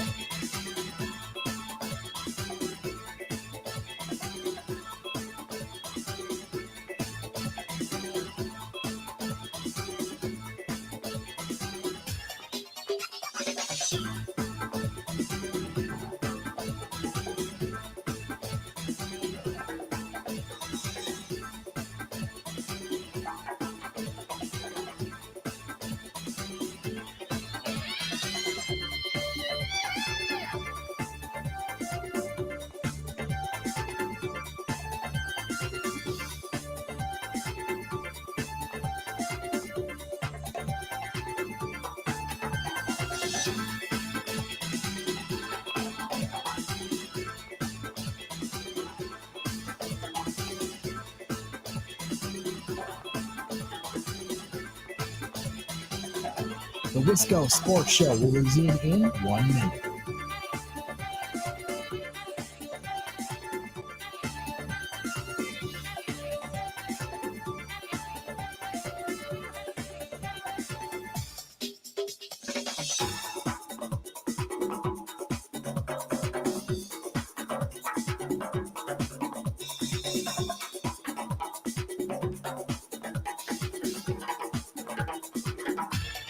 The Wisco Sports Show will resume in 30 seconds.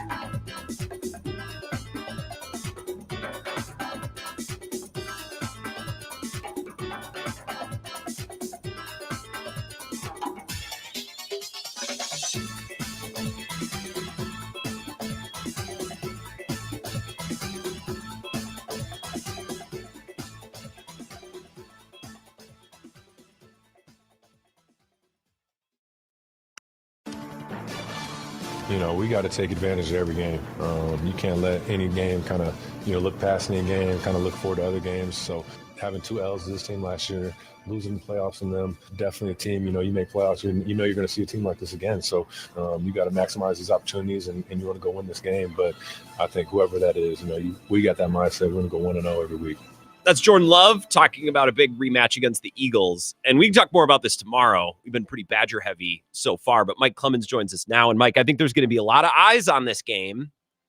Not that the Packers should be expected to beat the juggernaut Eagles. Like, I don't think there's any shame in losing to a defending Super Bowl champion, and the Eagles are really talented. But, man, when you lose as a big favorite to Carolina and you lose that game to the Browns and you tie Dallas, I think people are looking at the Packers like, okay, so are you for real or not?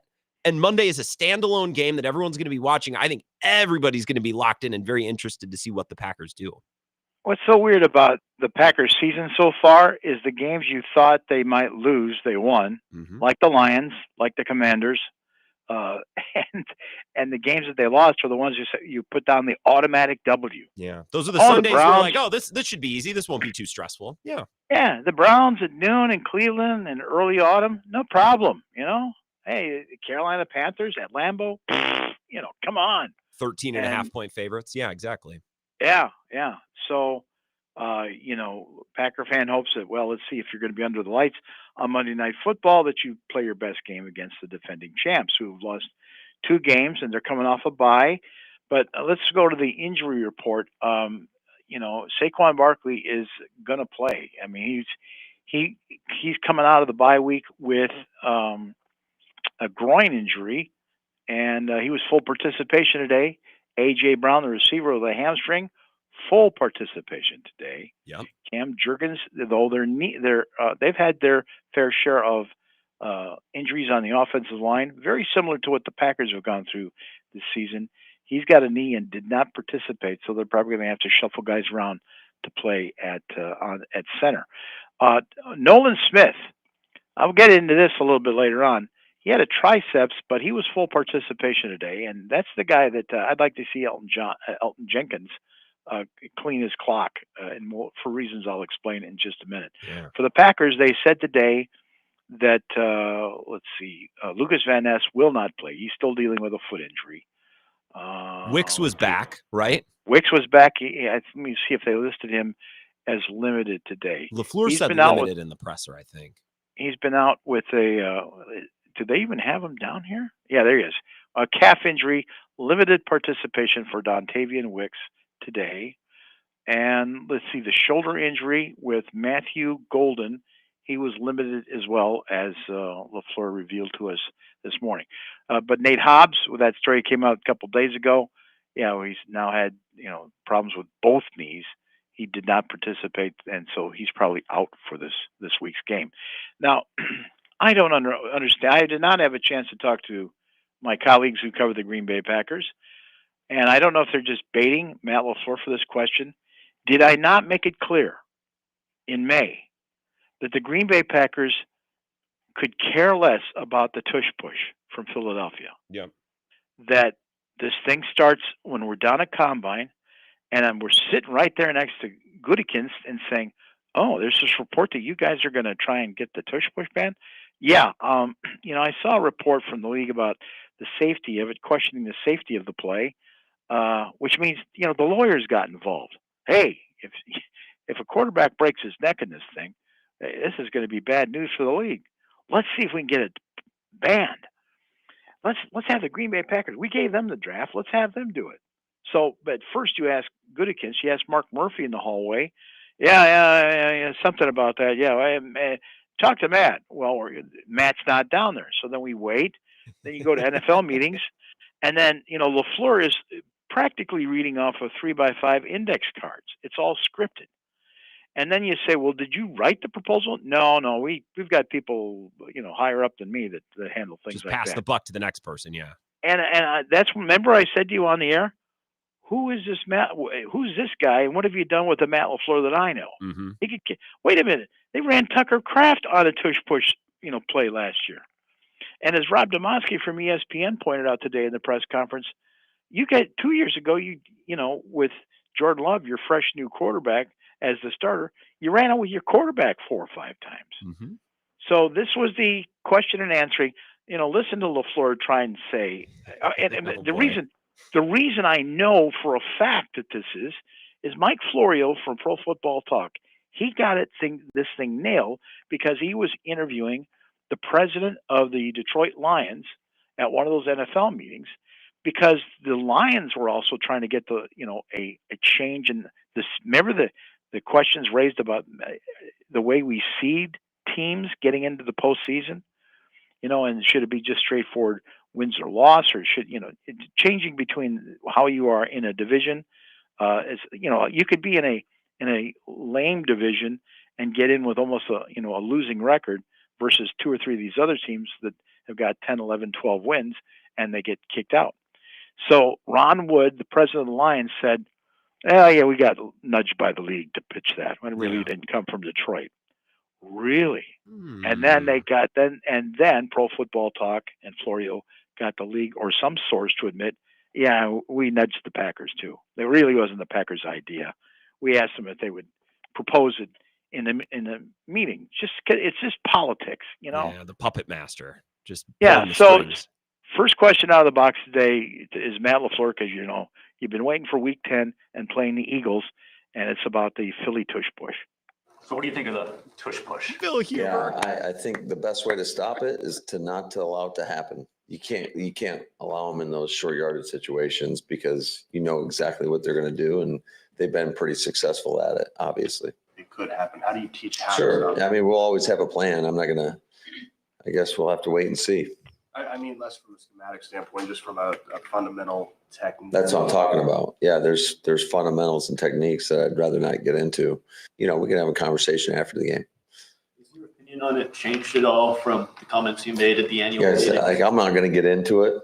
The NFL made a decision, and we have to find a way to try to stop the play, and it's a tough play to stop. Don't do Steve McGargy like that. What's funny when he talks about preventing 3rd and 4th and short, Mike? It's true of the tush push, but I think Matt LaFleur maybe deep down also just believes that needs to change within his defense. You got to stop giving up easy completions on 1st and 2nd down and allowing a team like Carolina to feel like they're in control with the whole playbook at their disposal, with 4th down at their disposal. Like, it's true of Philly. I also think it's a thing that the Packers defense needs to work to correct, because they give up a lot of freebies on 1st and 2nd down. I'm curious. I'm sure you've had your listeners phone in and sort of take a poll as what fans think about the play. I think it's fine. The first time I saw it, I said, that is great, brilliant, basic, good old-fashioned, fundamental football. That's how this game started 100 years ago. It's pad level, it's leverage, it's mano a mano. It's daring guys that I think it's a throwback play to 100 years ago. I think it's great, and I don't understand. It's lawyers that are trying to ban it. It's sure. And if the players want to participate in the play, great. If the NFLPA raised a stink and said, we think that this is going to hurt players, well then let the rules be changed because of that. So I was joking with Colby Wooden, who's going to have to figure out a way on how to beat that interior push from the Eagles on Monday night. I said, it's like LaFleur said, the best way to get it is don't allow the Eagles get to 4th and 1. And so Colby Wooden was asked about what's the best technique to defend the Philly tush push. Just line up, play football. You don't do something certain. The best way I can say that is you just line up, play football. We're not searching. We're not root hard. Like, you just get up, play football. Don't let them get to 4th and 1. Exactly my point. Don't let them get to third and short or 4th and short. Keep them out that, and that's the best defense for it. So there is a way. I was on WIP. Oh, to my own horn here. I was on WIP last night with Tom Kelly talking about this. It's like, look, we can bitch about the tush push all you want. You do your job on 1st and 2nd down, Mike. It becomes a lot less of a story. I think a lot of people are annoyed because they constantly jump off sides or line up off sides. And then 2 weekends ago, like, Hurts fumbles, but they blow it dead like he's diving to the goal line. Like, some of that stuff is annoying. Do your job on 1st and 2nd down at any point on a drive, and you have an opportunity to not make it a factor in the game at all.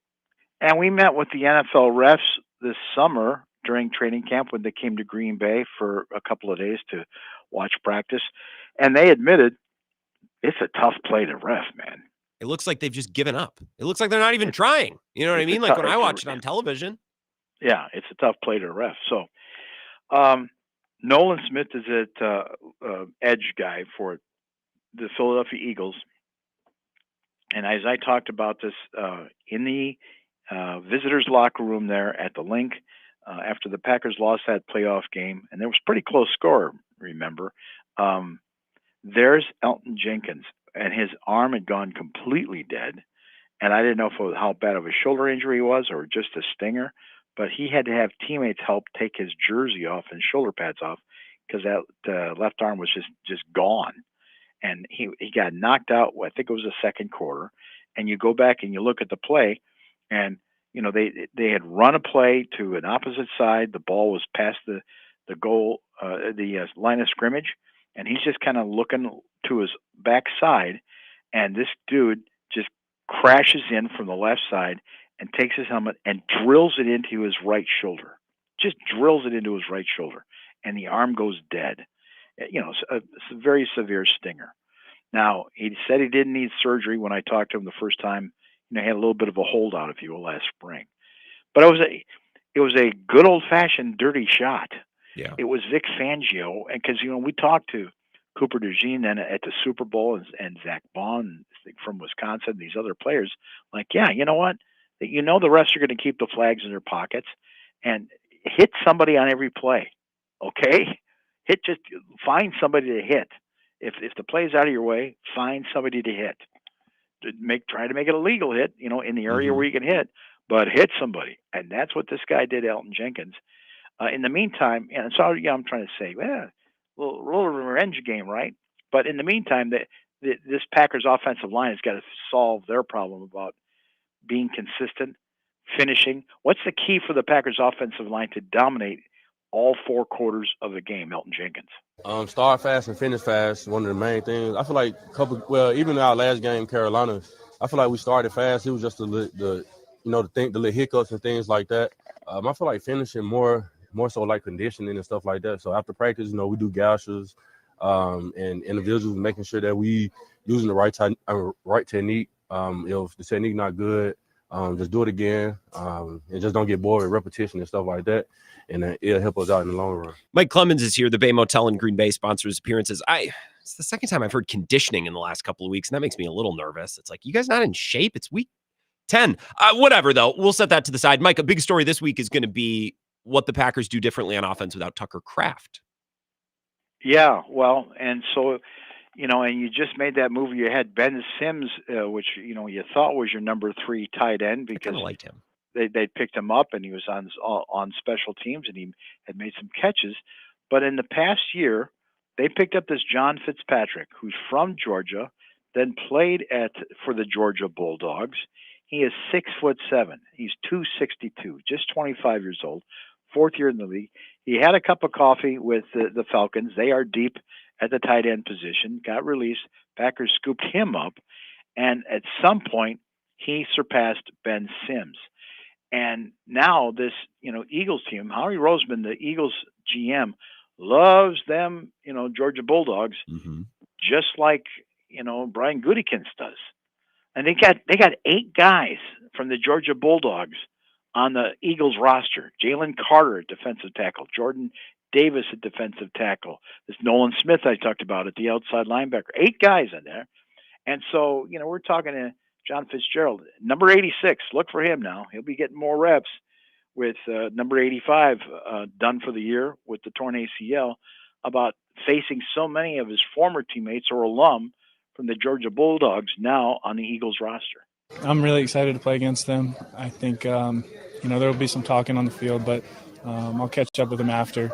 But, yeah, it's going to be a big challenge. They're, a bunch of great players. I think it's probably 6 or 7 guys. I don't know the total number, but just cool. You played so many years with these guys, and they're studs. They're great players. And like I said, it's going to be a challenge, but I like the guys in our room, and we got to just do it on the biggest stage. It's fun.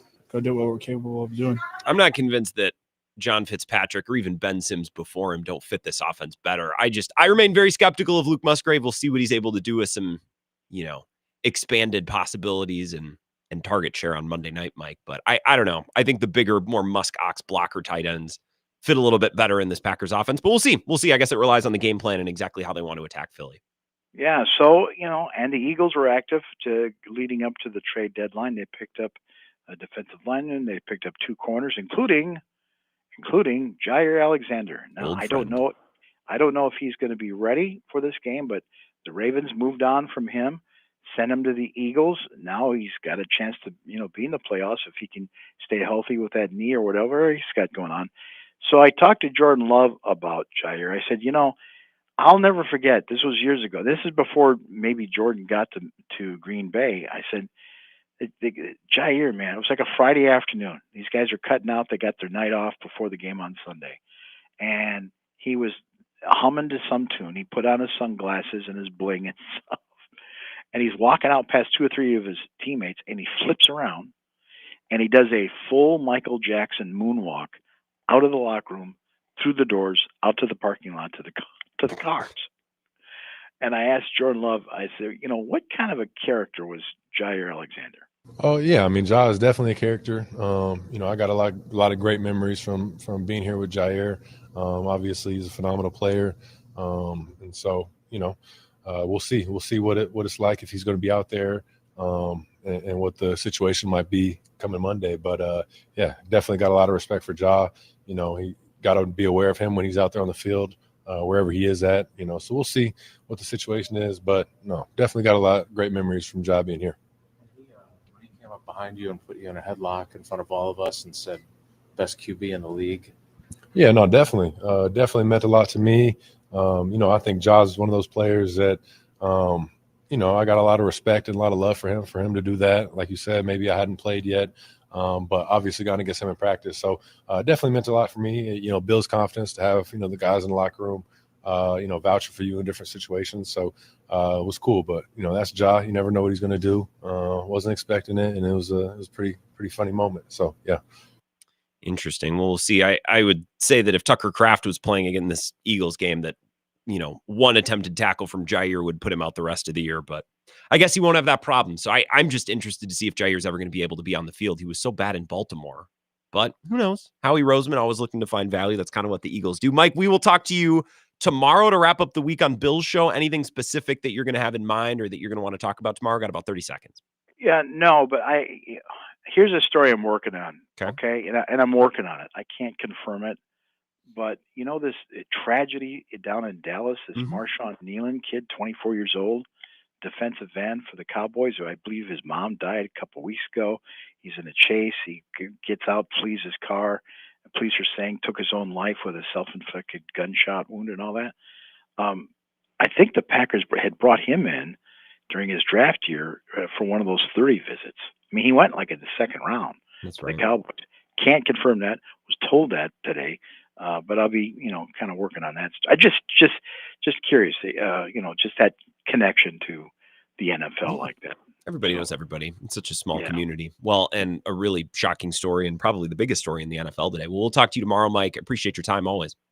Thank you, Grant. Mike Clemens, thanks to the Bay Motel in Green Bay. Quiet, cozy, comfortable. Less than a mile from Lambeau Field. So make your reservations for an upcoming Packer game or whatever, for whatever reason you might be going to Green Bay. Thorson and Heilbronn just minutes away, and tonight is going to be a real banger. I'm going to head over there right after the show. I'm looking forward to it. Going to get a nice cold beer, enjoy happy hour, watch a little bit of Thursday Night Football. Maybe we'll connect. We'll see if Zach and Eva want to say hey. We'll wrap up the show next. This is the Wisco Sports Show with Grant Bills on the Wisconsin Sports Zone Network.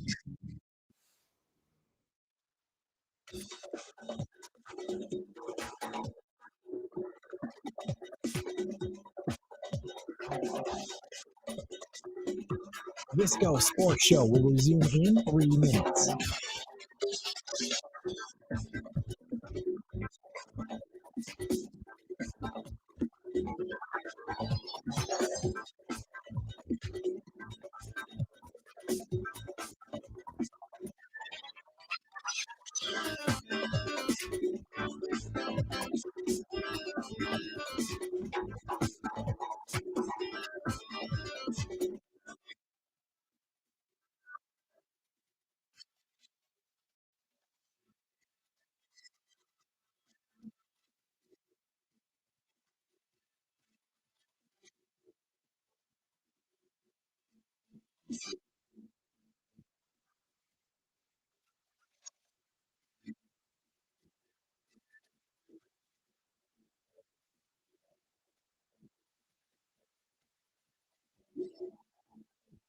Wisco Sports Show will resume in 2 minutes.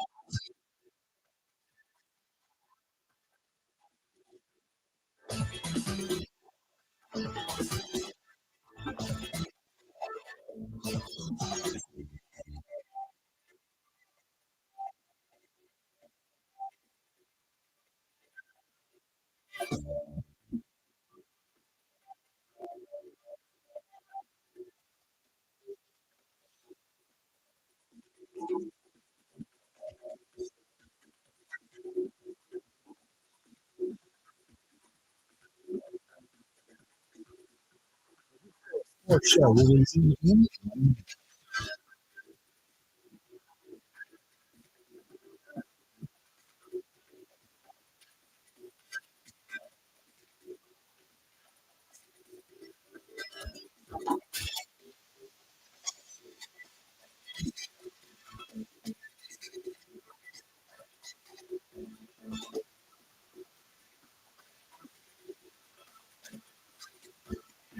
Wisco Sports Show will resume in 30 seconds.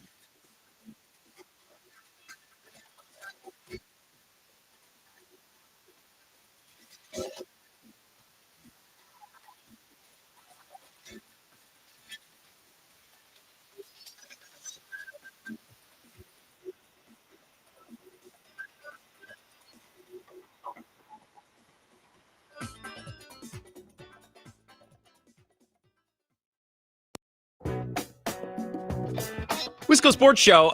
Got about 90 seconds here. If Zach and Ebo are sitting there, Monks and Sun Prairie, and they have their headset on and a microphone at hand, I do see the levels bouncing. Gentlemen, are you ready for a banger show tonight? We are. Did you just have a banger show? I think it was pretty good. I think it was pretty excellent. I'm happy with the work that I did over the last 2 hours. Jim Polzin was killed it. Yeah, he was really good. The story's got people bent out of shape. Are people angry at Monk, Zach? Well, one of the waitresses is. She didn't believe it. She was like, "What? No way!" And well, guess what? Yes way. Well, the Facebook page is bumping. Grant, lot of people Dude, talking. I there. tweeted about it. Even the porn bots are on my stuff, They're dude. loving That's it. how inspired everyone They're is. loving it. Engagement is Loving it. engagement. I assumed Ficko would be back. I just need more statements. I need McIntosh to keep talking. Just keep giving us something. I enjoy this every time he does it. Grant, do you think he's weak for not doing it in a press conference? Yes, although I haven't said it. Are you baiting me? I mean, I think so a little. Yeah, don't you? It was an invite. Grant, only do winners thing. make these statements? It was a leading question. I thought you were baiting me to try to be a microphone warrior, and then you were going to lecture me on how journalism works. But we No, can talk I more. was- no. Okay, we can talk more about this. I'll see you guys in just a little bit. I'll come on out there. All right. Whoa, good. what? Well, yeah, he's coming out. I told you this morning. Yeah, Monks and Sun Prairie, Thorson and Halpern for the next hour. Stop out our Madison audience. The rest of you, I'll talk to you tomorrow. Have a good Thursday night. Thanks for listening.